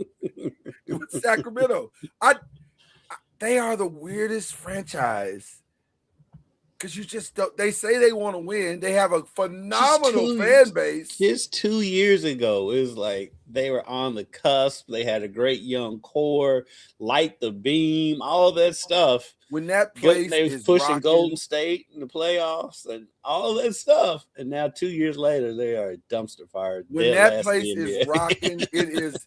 I would put Sacramento, when it's good, up against any arena in basketball. Like, it's a really hard and difficult place to play. It's the fan base is the definition of fanatical. It's fantastic, and yet they're like, we're not really interested in consistency. That's every now and then we'll give you some moments, but consistency, I don't think so. I mean, because what I heard from a reliable source, the whole De'Aaron Fox thing was botched, because had you always been under the impression that it was Fox that wanted Brown fired? Yes, that was the idea. That was the sentiment that was out there, right?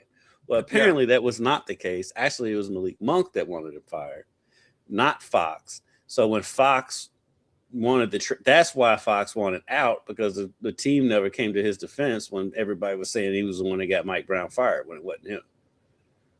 Malik Monk wanting someone fired is the equivalent of Dalton Connect demanding a trade from the Lakers. Like, sir, the unmitigated gall. You don't have that cachet, sir. I'm right. With all due respect. Like, come off the bench and settle down. That's what I heard from a reliable source. Wow, that is. That's why De'Aaron, because remember we saw on the show, it didn't make sense. Like, why would De'Aaron Fox get a coach? It didn't make sense because they want to get traded, flourishing under Mike Brown. Yeah, they were the best they'd been in a long time under. And then demanded a trade after he got fired. So it didn't make sense at the time, but now it does. Now it does make sense. Now it absolutely makes sense. Wow. Well, I don't know that.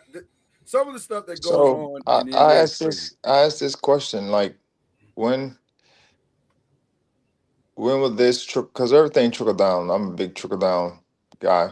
Yeah. So when does this start to trickle down into college? Ooh, good question, Charlie. With NIL money now, it may where players who are making a lot of money start complaining about the coach and the coaches or whatever it may be. When the LeBron-esque player ends up at school X and does not have a great experience. that's when it'll happen. Well, It's going to happen, Charlie, to your point. Well, only two reasons why I say it may not happen. One is because still the coaches are making more than the players in most instances, where that's not the case in the NBA. And two, the players aren't in college long enough to cause that much of a ruckus. I don't think it'll happen at a blue blood, but I do think it will happen at a school like let's say like a BYU who stumbled into this particular situation. And let's say Dibanasi has an awful season, and it's all in his mind, it's all the coach's fault. Hold on, what was that name again? Dibanasi. I don't know how to I struggle. Listen, he's no DJ Uyagalele. He's no that. It's just Debansa. Is it Debansa? I said it looks like Dibanasi. You made him like from the Ukraine. Listen, they don't pay me to learn all the names. I'm Charles Barkley when it comes to these names, brother. I ain't gonna hold you. Dabanowski. I don't know. I am Charles Barkley when it comes to these names. Shout out to Charles Barkley, by the way.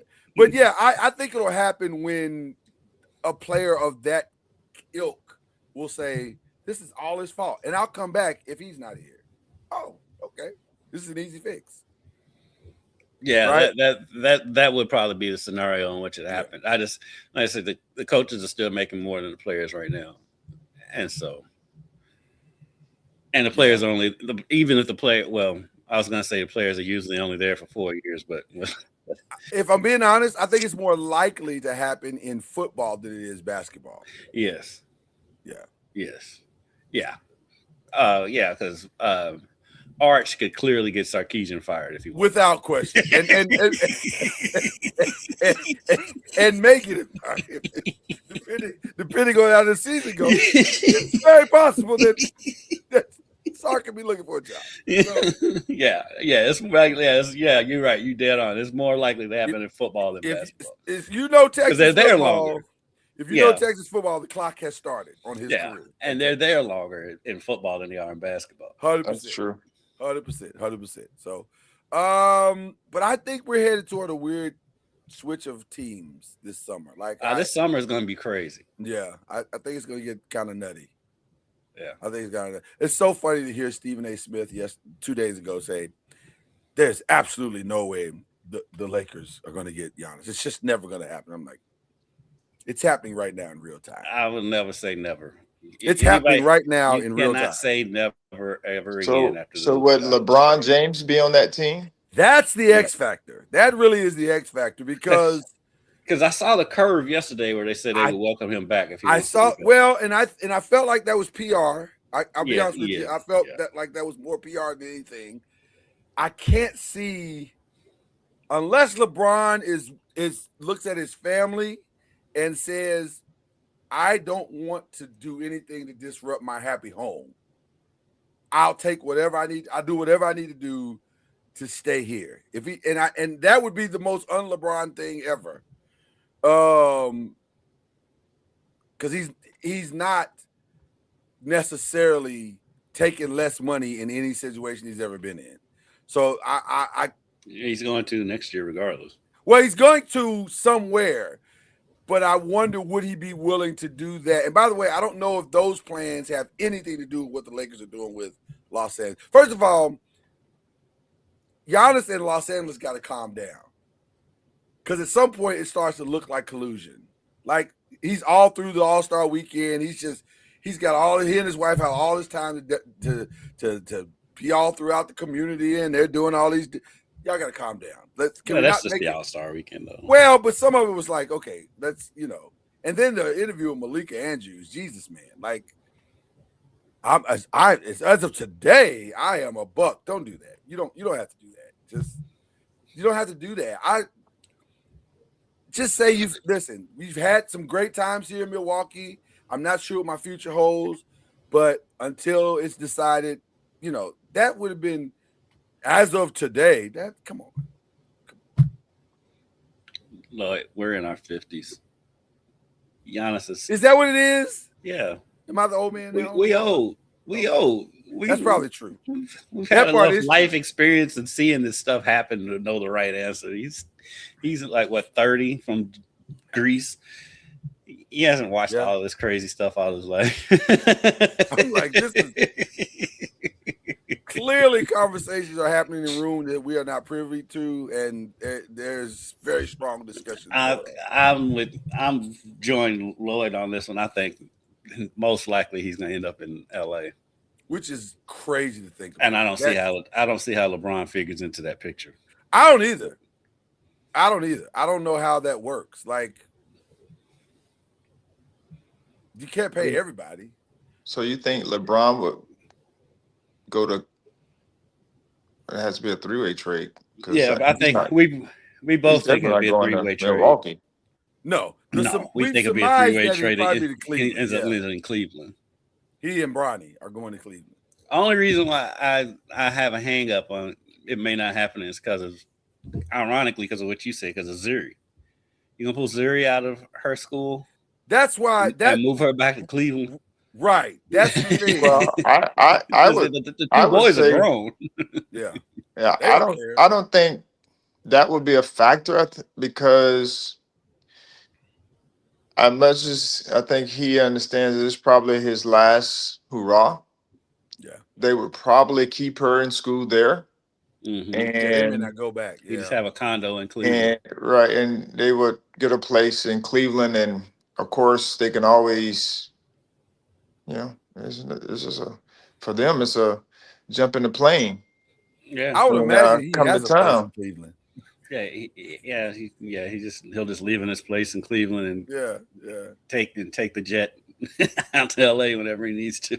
Yeah, that's what I would think. So that she can keep her life, stable. Mm-hmm. And But does he because want to miss? It's only for a year. But does Yeah. he want to miss even that? Like, does he really want to miss whatever's going on in this final? I mean, I guess, yeah, you're right. It is just a year, and she's still. And I'm not. really young. What grade is she in? That I'm not sure. I'm not sure. Yeah. Yeah. So I mean, She might be old school age, maybe. But she's actively playing volleyball. She's apparently pretty good from all accounts. So I don't know. He's probably missing some things now. Stuff, yeah. It'll probably be more, but like I said, it's a short window in the sense of it being a year. It's not like this is going to be long term. Mm-hmm. Does he want the tour? Do you believe he wants the tour? Come on. He'll say he doesn't. I tried to, hey, I tried to hide my tongue in my cheek when I said it. You saw that. He'll say he doesn't want it. Does he deserve the tour? Yes. The man been playing for 30 years.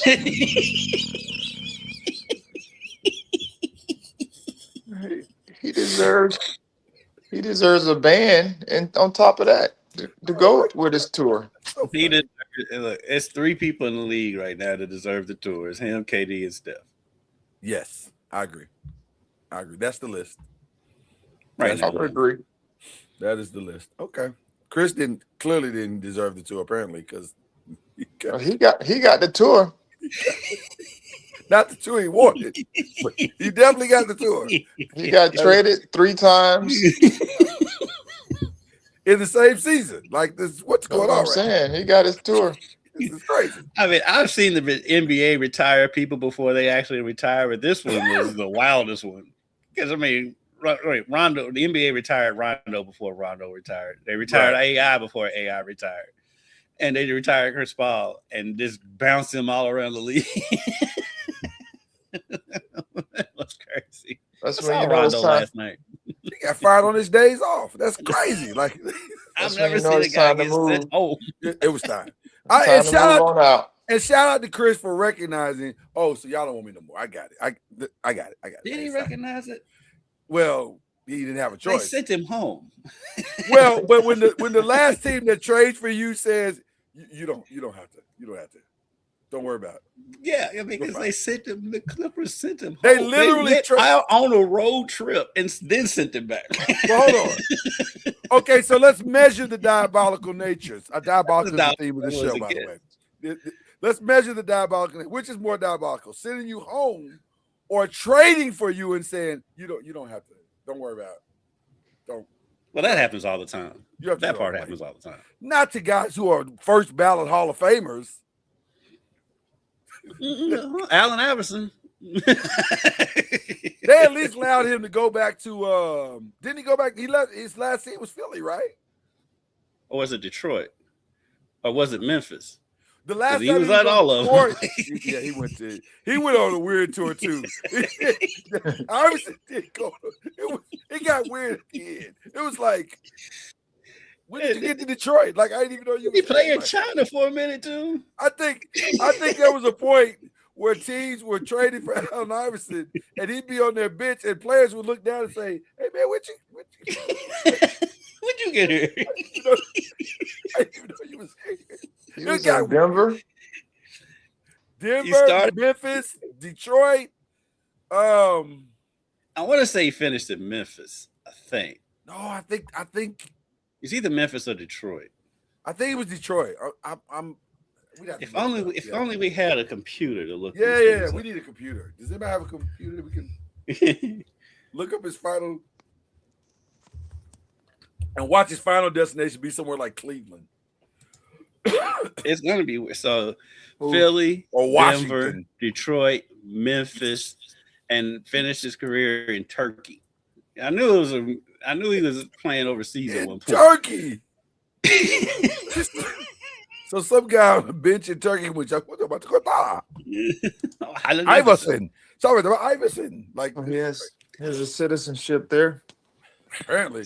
So he played one season in Detroit, played 3 games in Memphis before leaving the team.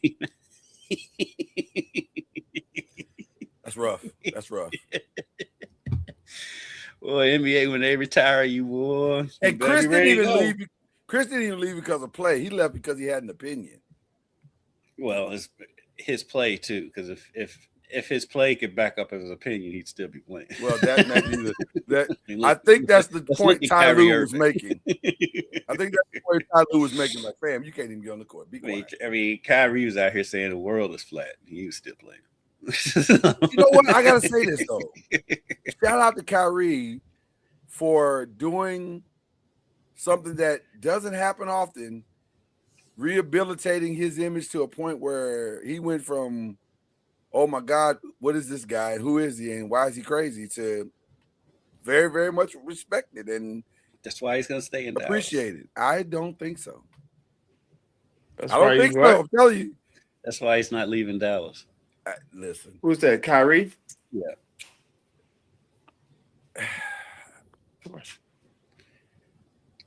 Lloyd is convinced that Dallas is going to let Kyrie go. I'm convinced that he's not. I think they're not. Because they love Kyrie there, and they want the veteran leadership of Cooper Flag. They need a vet there.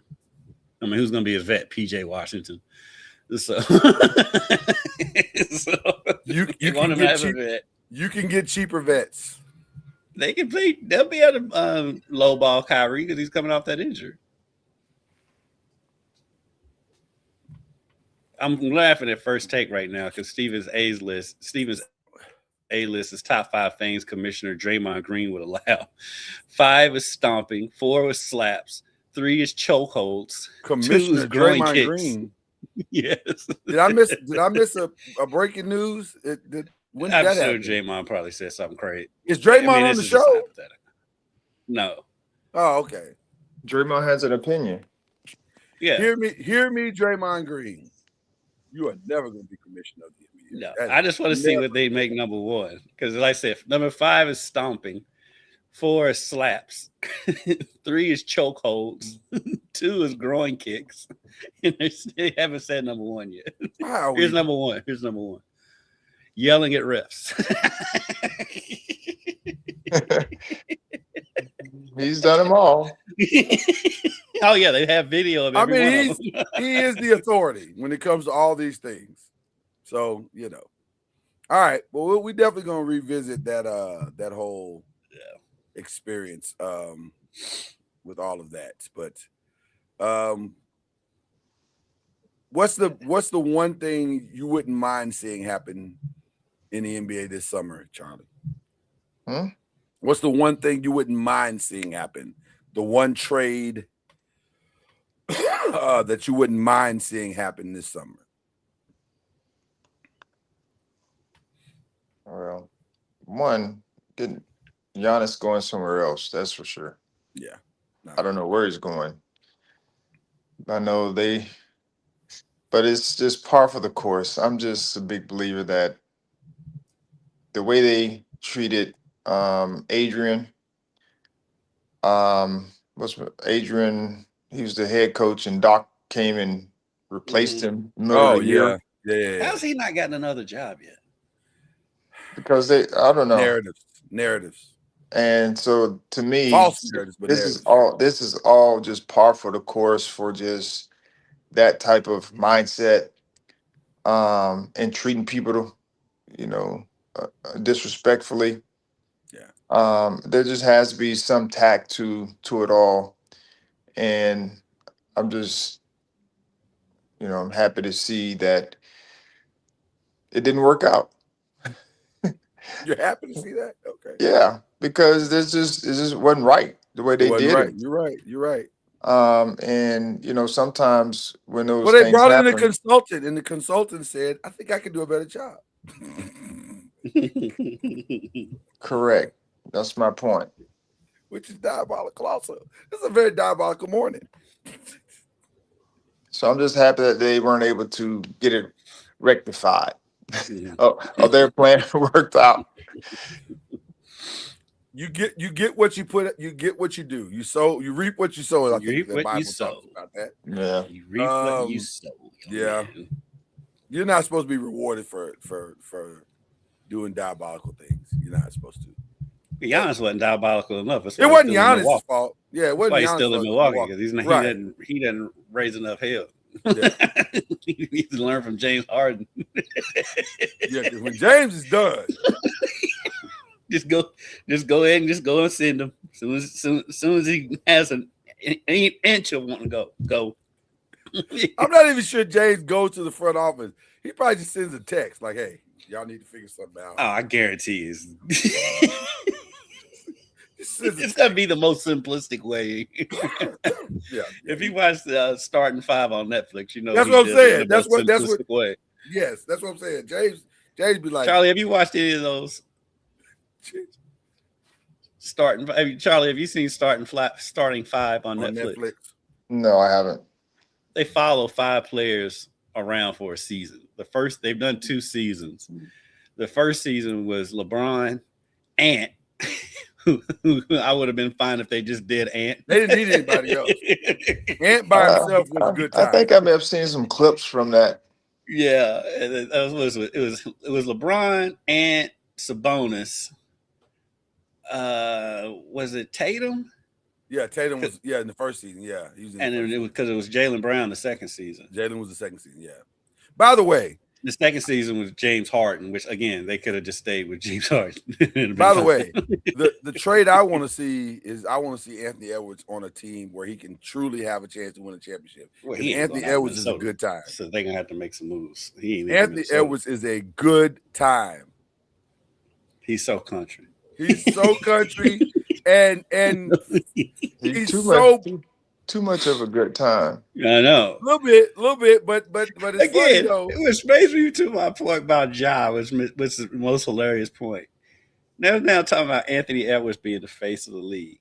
He's got 5 baby mamas in like 2 years. Ja seems like a good dad to his one daughter that he has the more squeaky clean outlook. He's almost out of the league because that's how much of a fool he's acting. Come on, bro. You can't give Ja Morant away now like you can't give a School Days VHS away.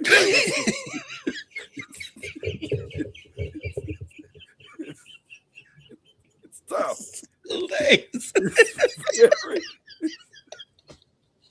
Shout out to Living Color, by the way. Shout out to stuff out in these streets for Ja Morant. It's hard out here for a pimp. By the way, Was it the myth? What was I watching?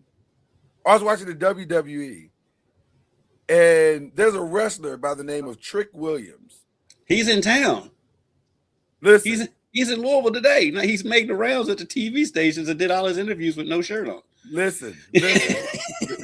Let me just tell you, the man has the most diabolical music of all time in wrestling. From the movie,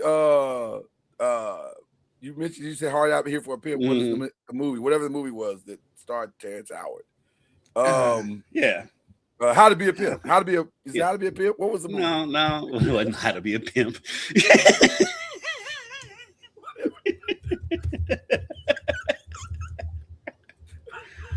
What is the movie? Oh gosh, wow. Hard Out Here for a Pimp. What was the movie? Hustle and Flow. Hustle and Flow. Doggone it. Couldn't remember the name of the movie. It's supposed But- to How to Be a Pimp. How to Be a Pimp. That's what Who you think it was Velvet Jones? I want to be a pimp. That's what he was. He was a pimp. But what's funny is his interest music is Whoop That Trick. Yeah. And so what was funny is on Monday night, they were in Memphis, but he wasn't there. But the whole night, Memphis was singing Whoop That Trick. And I'm like, this is wildly inappropriate. That's why I love Memphis. I love the city of Memphis. I love the city. Everybody from Memphis is crazy. Memphis is a wild place. It is a wild place. Sometimes I don't even think it's real. Like, is this really happening? Yeah, you have to be there to experience it. You don't leave Memphis without a Memphis store. If you have never gone to Memphis and spent any time, you are missing something quite interesting. They are something else in Memphis. Shout out to Gold Teeth and Curls, who are alive and well. Alive and well in Memphis. Yes, love Memphis. Shout out to M-Town. Okay. So that's mine. That's Charlie. Do you have one that you want to see? The season. I want to see. This off I want to see Ja traded to a contender with vets. That's what I want. Any particular location? I think Houston would be good for him. Ooh. If KD sticks around. Only problem is, But man, when Fred VanVleet will be back. Well, but now KD's burner game is going to go to a whole nother level with John Morant. Like Fred VanVleet coming back.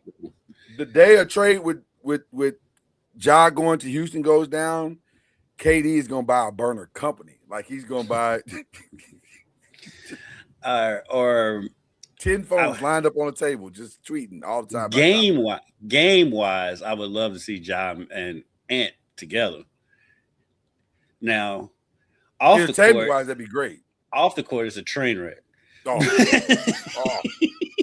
You're not supposed to do that ever. You know how teachers, when we were in school, guys, they would separate two students because they know by having these two students together, there's nothing good happening in this classroom. That would be John Morant and Anthony Edwards. That is the inevitability of that becoming something crazy. It happened to me in third grade with me and Terry Anthony. Yeah. Oh, my best paddling came in the 7th grade with me and Jeffrey Faulkner in algebra class. We acted a fool, and Mr. Barnes was like, enough. Yeah, me and Terry still boys to this day. We were college roommates. Happens. You line up too. Charlie, you didn't act crazy in class, did you? You was probably. I can see them have to separate. Charlie, you muted. I can see them. I was a nice kid. Oh. They had to separate you and Sam Cassell in college. Sam, you gonna sit over there, Sam? I guarantee you, Sam was separated in every class he was being. Have you? I know you've been busy, Charlie, but have you had a chance to check on Sam after the Joe Mazzulla throw off? Have you had a chance to? What happened? I missed it. Sam was trying to hold Joe back from going on the court, and Joe kind of tossed him to the side, and I was like, Joe kind of strong. Joe kind of strong. Hey, man, Joe ain't to be. Sam ain't no little dude. Mazzulla ain't to be trifled with. So he pushed Sam to the side. Pushed, tossed. It's a very gray area right at this point, Charlie. I'm not really sure what definition we're going to go with here, but it did not look great for Sam, is what I'm saying. I would have thought Sam would be able to hold Joe, but clearly that wasn't the case. Joe was mad, though. He was pretty mad.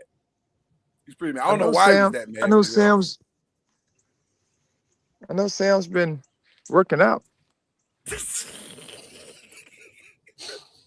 Maybe his workouts need to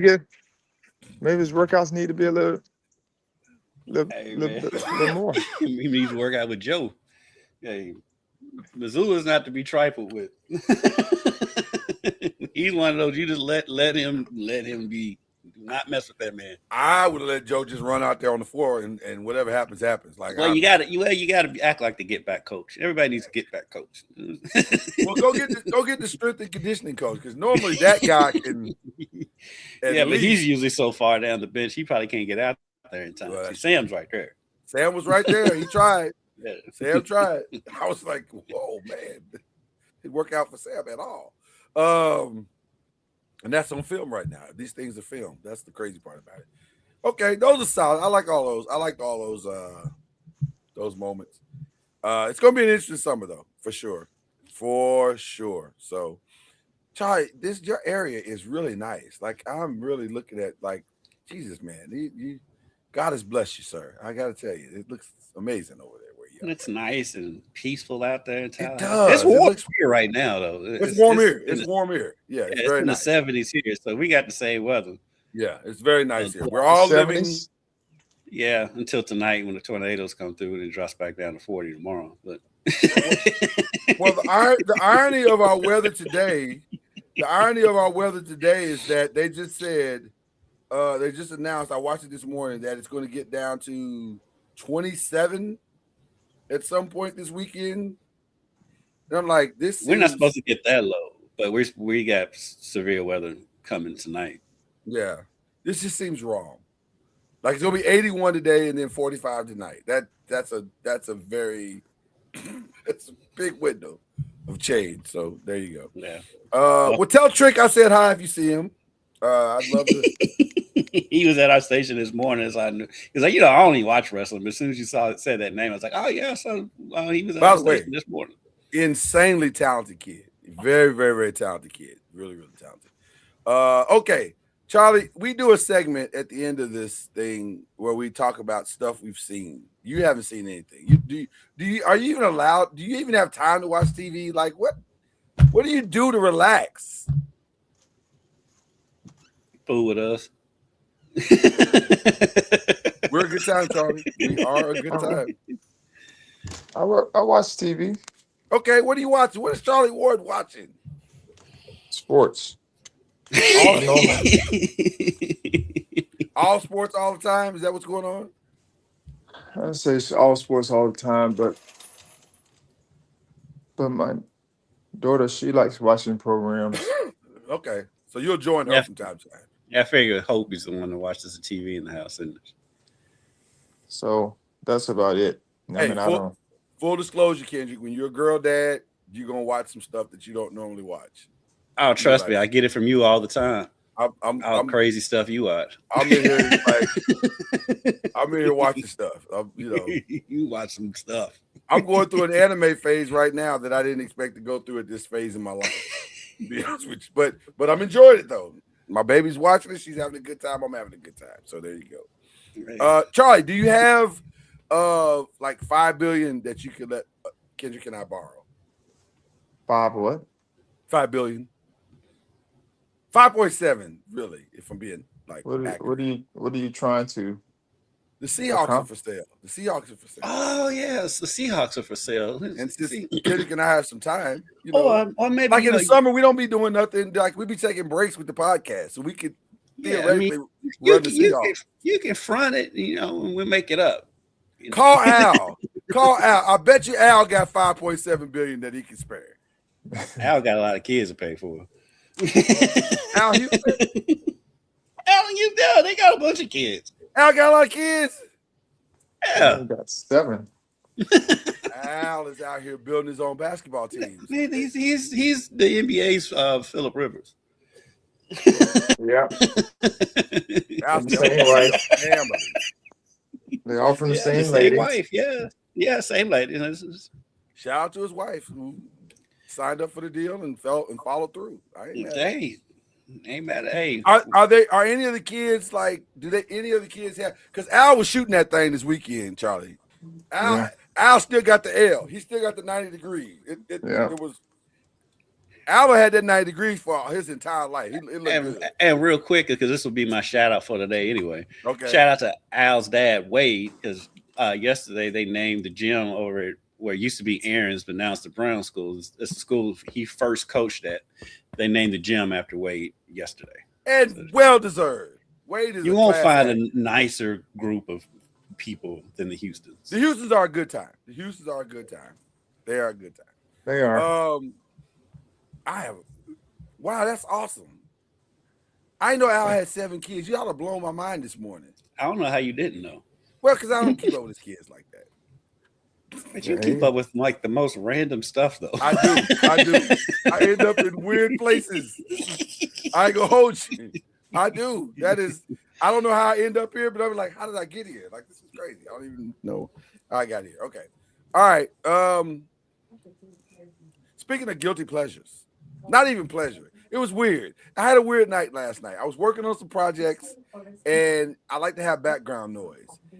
And one of the homies said, "Hey man, me and the wife just watched this American Next Top Model documentary. It's really interesting." And I was like, "Really? Like that's interesting?" Because I didn't watch the show, so I don't know anything about it. I didn't know that it was as cringy as it is. Like it was the show is very cringy. And anything dealing with that world is going to be cringy. How it stayed on as long as it did, like that show could not be done today at all, in no form.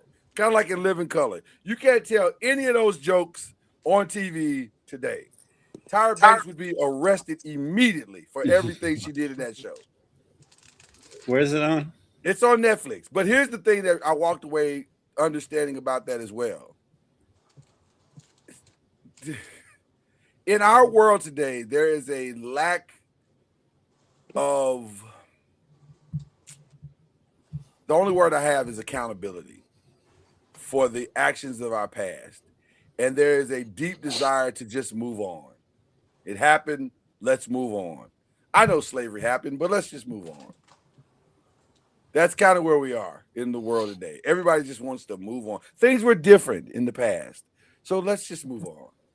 Just because you move on don't mean that it didn't happen.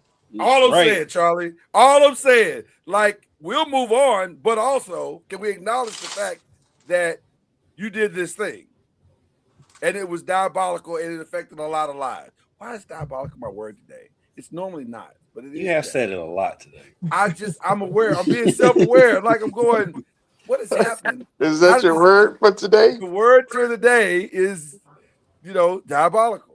Apparently, because I've used it like 10 times. I don't know why, but anyway. But yeah, accountability. I watched the whole thing and I kept waiting for her to say I was wrong. I made a ton of mistakes, and she never actually said it. She just kind of like, well, it was a different time, different space. Who is this? Tyra Banks. She's like, yeah, I know that girl almost killed herself because of what we did, but hey, it was a different time. Like, wait, that's not you. We can't do that. We can't gloss over that. That seems wrong to gloss over it like it wasn't a thing that you did. You did this thing. So, and the fact that everything was so out of her control. Well, the network and it wasn't out of control. It was the higher ups. The show is called Tyra Banks, America's Next Top Model. Oh yeah. You could have said something. I refuse to believe that you couldn't have said anything. Or here's a thought: remove your name from it, and say, if y'all keep this up, I'll walk away from the show, which is fine. So I don't know. It was weird. It was a weird thing to watch, but I did watch it. So it was on Fox, and so they probably paid her a whole lot of money, so she shut up. Oh, she paid. Yeah, I'm sure she did quite well because it was on a long time. I didn't know it was on that long. Like 20 seasons. Yeah, but 20 seasons, and And reality TV can be like 5 years. Right, exactly. Because they do like they do do it. what they call cycles. So they were like Yeah. 24 cycles. Yeah. The seasons are like 10 episodes, maybe. Right, exactly. I don't know if you can call them actual seasons, but whatever. Yeah. But yeah, so I did watch that. So but what about you, sir? Mr. Kendrick Haskins. I just started the latest season of whatchamacallit, Bel Air. I finished up Godfather of Harlem, and I'm watching Bel Air now. So Okay. it's The still final over season of Bel Air is on. Yeah. it's still over the top. It's way over the top. It's like now I'm watching it just because I want to see how it ends. I'm like, I've given up on it. Without giving anything away, it's not going to get any less over the top. I already know. I'm just telling you. I already know. It's a victory lap for a certain person. Just let you know. All the way literally to the end. Literally to the end. It's like I'm the man. It's my world. And it really kind of jumped the shark like halfway through season 2, but I've stuck with it just because I want to see it. I want to support it, and I want to see how it ends. Same here. That was exactly my thoughts as well. I want to give a collective shout out before we give our shout out to the passing of one of the most impactful leaders, and I know controversial. I recognize some of the controversy that surrounds his legacy, but still, I choose to focus on the more positive aspects of who he was in Jesse Jackson. Jesse Jackson was, and your frat brother, Charlie. Jesse was, for my lifetime, for the most part, inspirational. Like, you know what I'm saying? The hands that pick the cotton can now pick the president. Like, that's like one of the all-time quotes. And Jesse was the first to run twice for president. I'm not sure we get a Obama if Jesse doesn't crack that code. No. You know what I mean? No. So I'm sorry, but I choose to. I understand all the stuff, and I'm not gonna do that to his legacy. I know there are people out there that are doing that today, but I choose to just say, hey, Jesse was a good dude. He tried very hard to do the right thing, and that's where I choose to leave it. But I saw him in the airport once. Did you? Yeah, I can't remember where I was. Did he live up to the hype to you? Did he live up to the legacy? I don't bother people. He's just sitting there chilling. Yeah, Jesse Jackson. Yeah. Oh, yeah. I rarely do too. I saw John McCain. Matter of fact, I saw John McCain on an airplane literally after the election. And he was sitting in first class in a regular plane. I was like, this is crazy. Like, what is he doing here on this? There was Secret Service on it. I don't think, is that, you just said you saw Jesse Jackson. How am I being flexed? Because you always flex with me and Charlie. And that was a humble flex. Can't argue that. That at all. Because I had another one, but I'm gonna keep it to myself. No, you got no. Go ahead. With the shout outs. We normally don't flex the shout outs, but I'm gonna give you that one. That was for free. So go ahead. When I went to flex away. When John Calipari went to the Naismith Hall of Fame, went up there to cover it, and on my flight back was Don Staley and Moses Malone. It was I didn't see that as a flex. I'm like, wow. That's the crazy thing was like Moses died like a month later. Yeah. So that was wild. But I was on a flight with Don Staley. I like and Moses Malone. I'm a big Don fan. That's somebody I want to spend some time with and meet. I want to interview Don. I just want to hang out with Don. It just seems like it's gonna be a fun interview, or we can just go get a burger. I don't really care. Just whatever Don wants to do that day, that's what we do it. Yeah, that's what we do it. So, but yeah, that's a collective shout out for Jesse Jackson. Charlie, do you have any shout outs that you'd like to give today on game day? Two of my guys. Two of my guys that I know have had great games the other day, or last night, or the other night, one night. Trey Donaldson at UM. I saw where he had like 32 points. Okay. Which was commendable.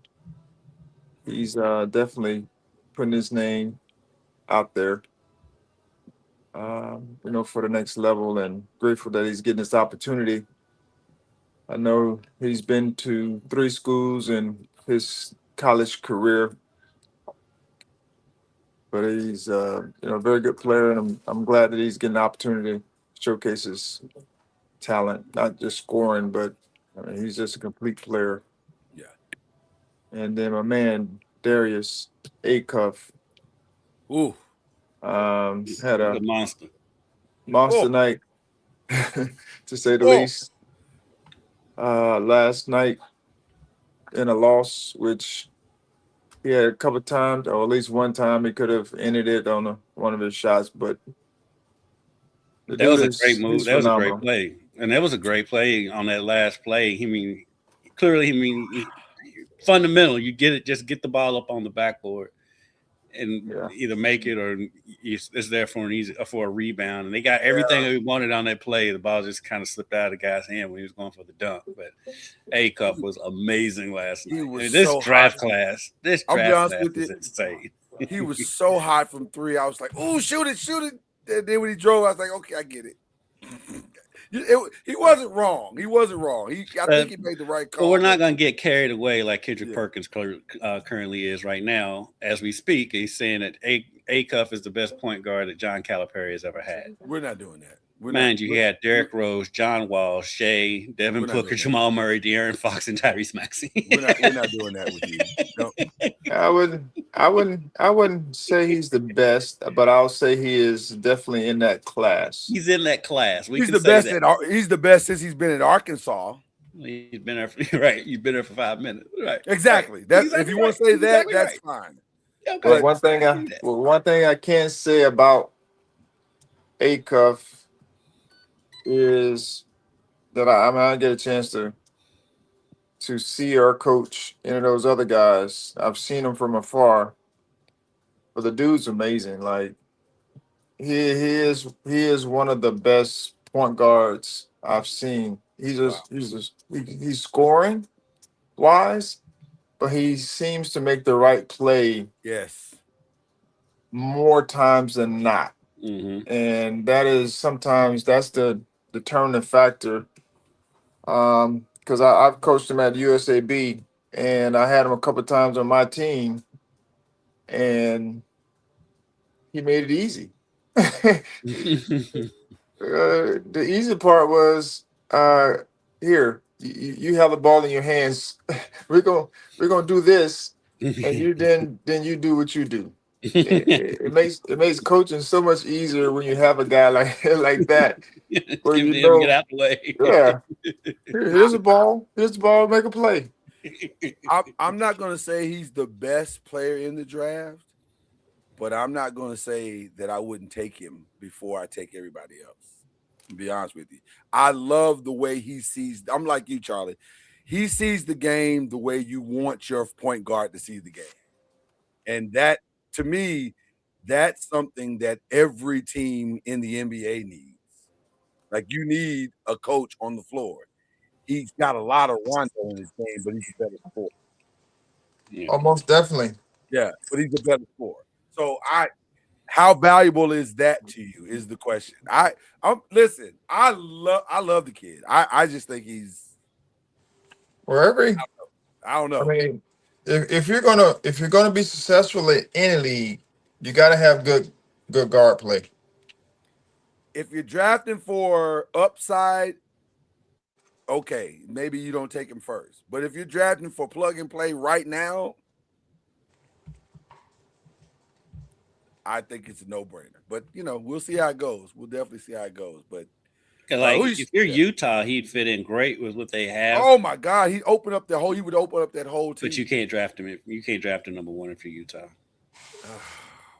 Why Not with the not? bouncer there. Not Why with the not? bouncer. But you got a front court. You don't need. That's a PR nightmare. I mean, you're risking this kid getting booed at the draft. Yeah, but history's going to reward you, though. I think history's going to reward you. Here's the challenge. How do you take the bouncer and you already have what's his name who got drafted. They're the same Yeah. players. That's I what know. I'm saying. That's what I'm That's the saying. tough part. I'd just take the Blues. But you know how I'm I mean, sorry. with him being a Utah native, I would take the Blues. I'm sorry. I just have to take it. They're gonna have to they're gonna have to be mad. Because guess what? When we start winning, all that mad's going away. That might be the missing piece to their run. Unless they get rid of Ace Bailey. they might get rid of Ace Bailey. Or they can put them together. I mean, the Rosen and Reed are the same player, basically. I may have recency bias, but I love Acuff. I am a fan. I love him too. And I think he fits in with what they want to do more. But I think Acuff fits in better with Utah than Bonsa does. But him and Jaren Jackson together could be dynamic. Him and Jaren Jackson together is what Ja and Jaren Jackson should have been. I mean, but if you say they're the same, I said DeRozan, but I meant Jaylen Brown and Jason Tatum are the same player. Yeah, they won a championship. It wouldn't be the first time a team has drafted the same player twice. Yeah, so I can see. I don't know. I'm just a fan of A-Cup, so I get it. I understand. All right. Did you give your shout out? You didn't give a shout out yet. Did you? Yeah, I did. Wade Houston. That was my shout out. Yeah. That's the only one. Okay, all right. Once again, shout out to the wife for this lovely ensemble. That's why I'm wearing gloves in the house. I normally don't do that, but I was like, "Are you about to go rob somebody when we get done?" Well, listen, the wife hooked the brother up unexpectedly on Valentine's Day. Normally, Valentine's is all about my ladies, all of my ladies in this house. But she surprised me this year with gloves and a hat, and I looked nice, even though it's like 81 degrees out there right now. Oh, it's 81 degrees, and you in there like you working on the docks. I do have a fan on in front of me right now, so I have labored for this show. Let me just tell you, and the love of my life. I've labored for this show and the love of my life. She just peeked her head out like, really, I love you, boo. That's all I'm saying. That's all I'm saying. Crazy. So let's shout out to her. And then I was another shout out I wanted to give. I forgot just that fast. That's the old man moment. We'll move on. I'm sure I'll get back around to it at some point. But I've had a good time. Love seeing my guys. Love seeing this. You guys. Thank you for your support and definitely want to send thoughts and prayers to LaMelo Ball. That's a weird situation that's going on there. Not really sure what it is. That's why we haven't talked about it. In case you all were wondering, I don't know what it is. We'll see. You say LaMelo? Yeah, got into a little accident yesterday. Oh, car? Yeah, Hummer. But yeah, he hit a car. You say he hit a car? Mm-hmm. Hard. No loss of life, or it appears no serious injuries from anybody, but the cars didn't make it. Like they, and I don't, and the reasoning I'm still trying to flush out. So I'd rather just leave it alone for now because it's just not. Yeah, it's weird. It's a weird story. So. With that being, I hate to leave on that note. Do we have anything more positive to leave on? I didn't. It just popped up on my screen. That's why I brought it up. But is there anything else we could like? Apparently, somebody made an AI version of Paid in Full, starring the Ninja Turtles, and that's how we're leaving. So.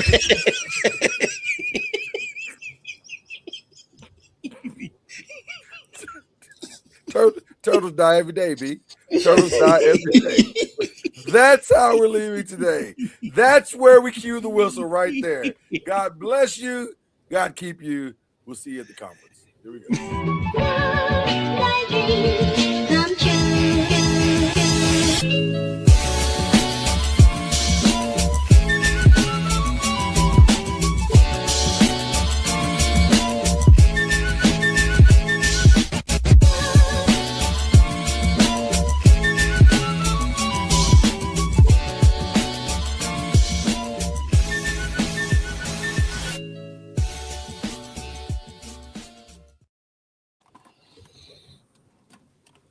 Well, all right. Hold on 1 second. Don't say anything, guys.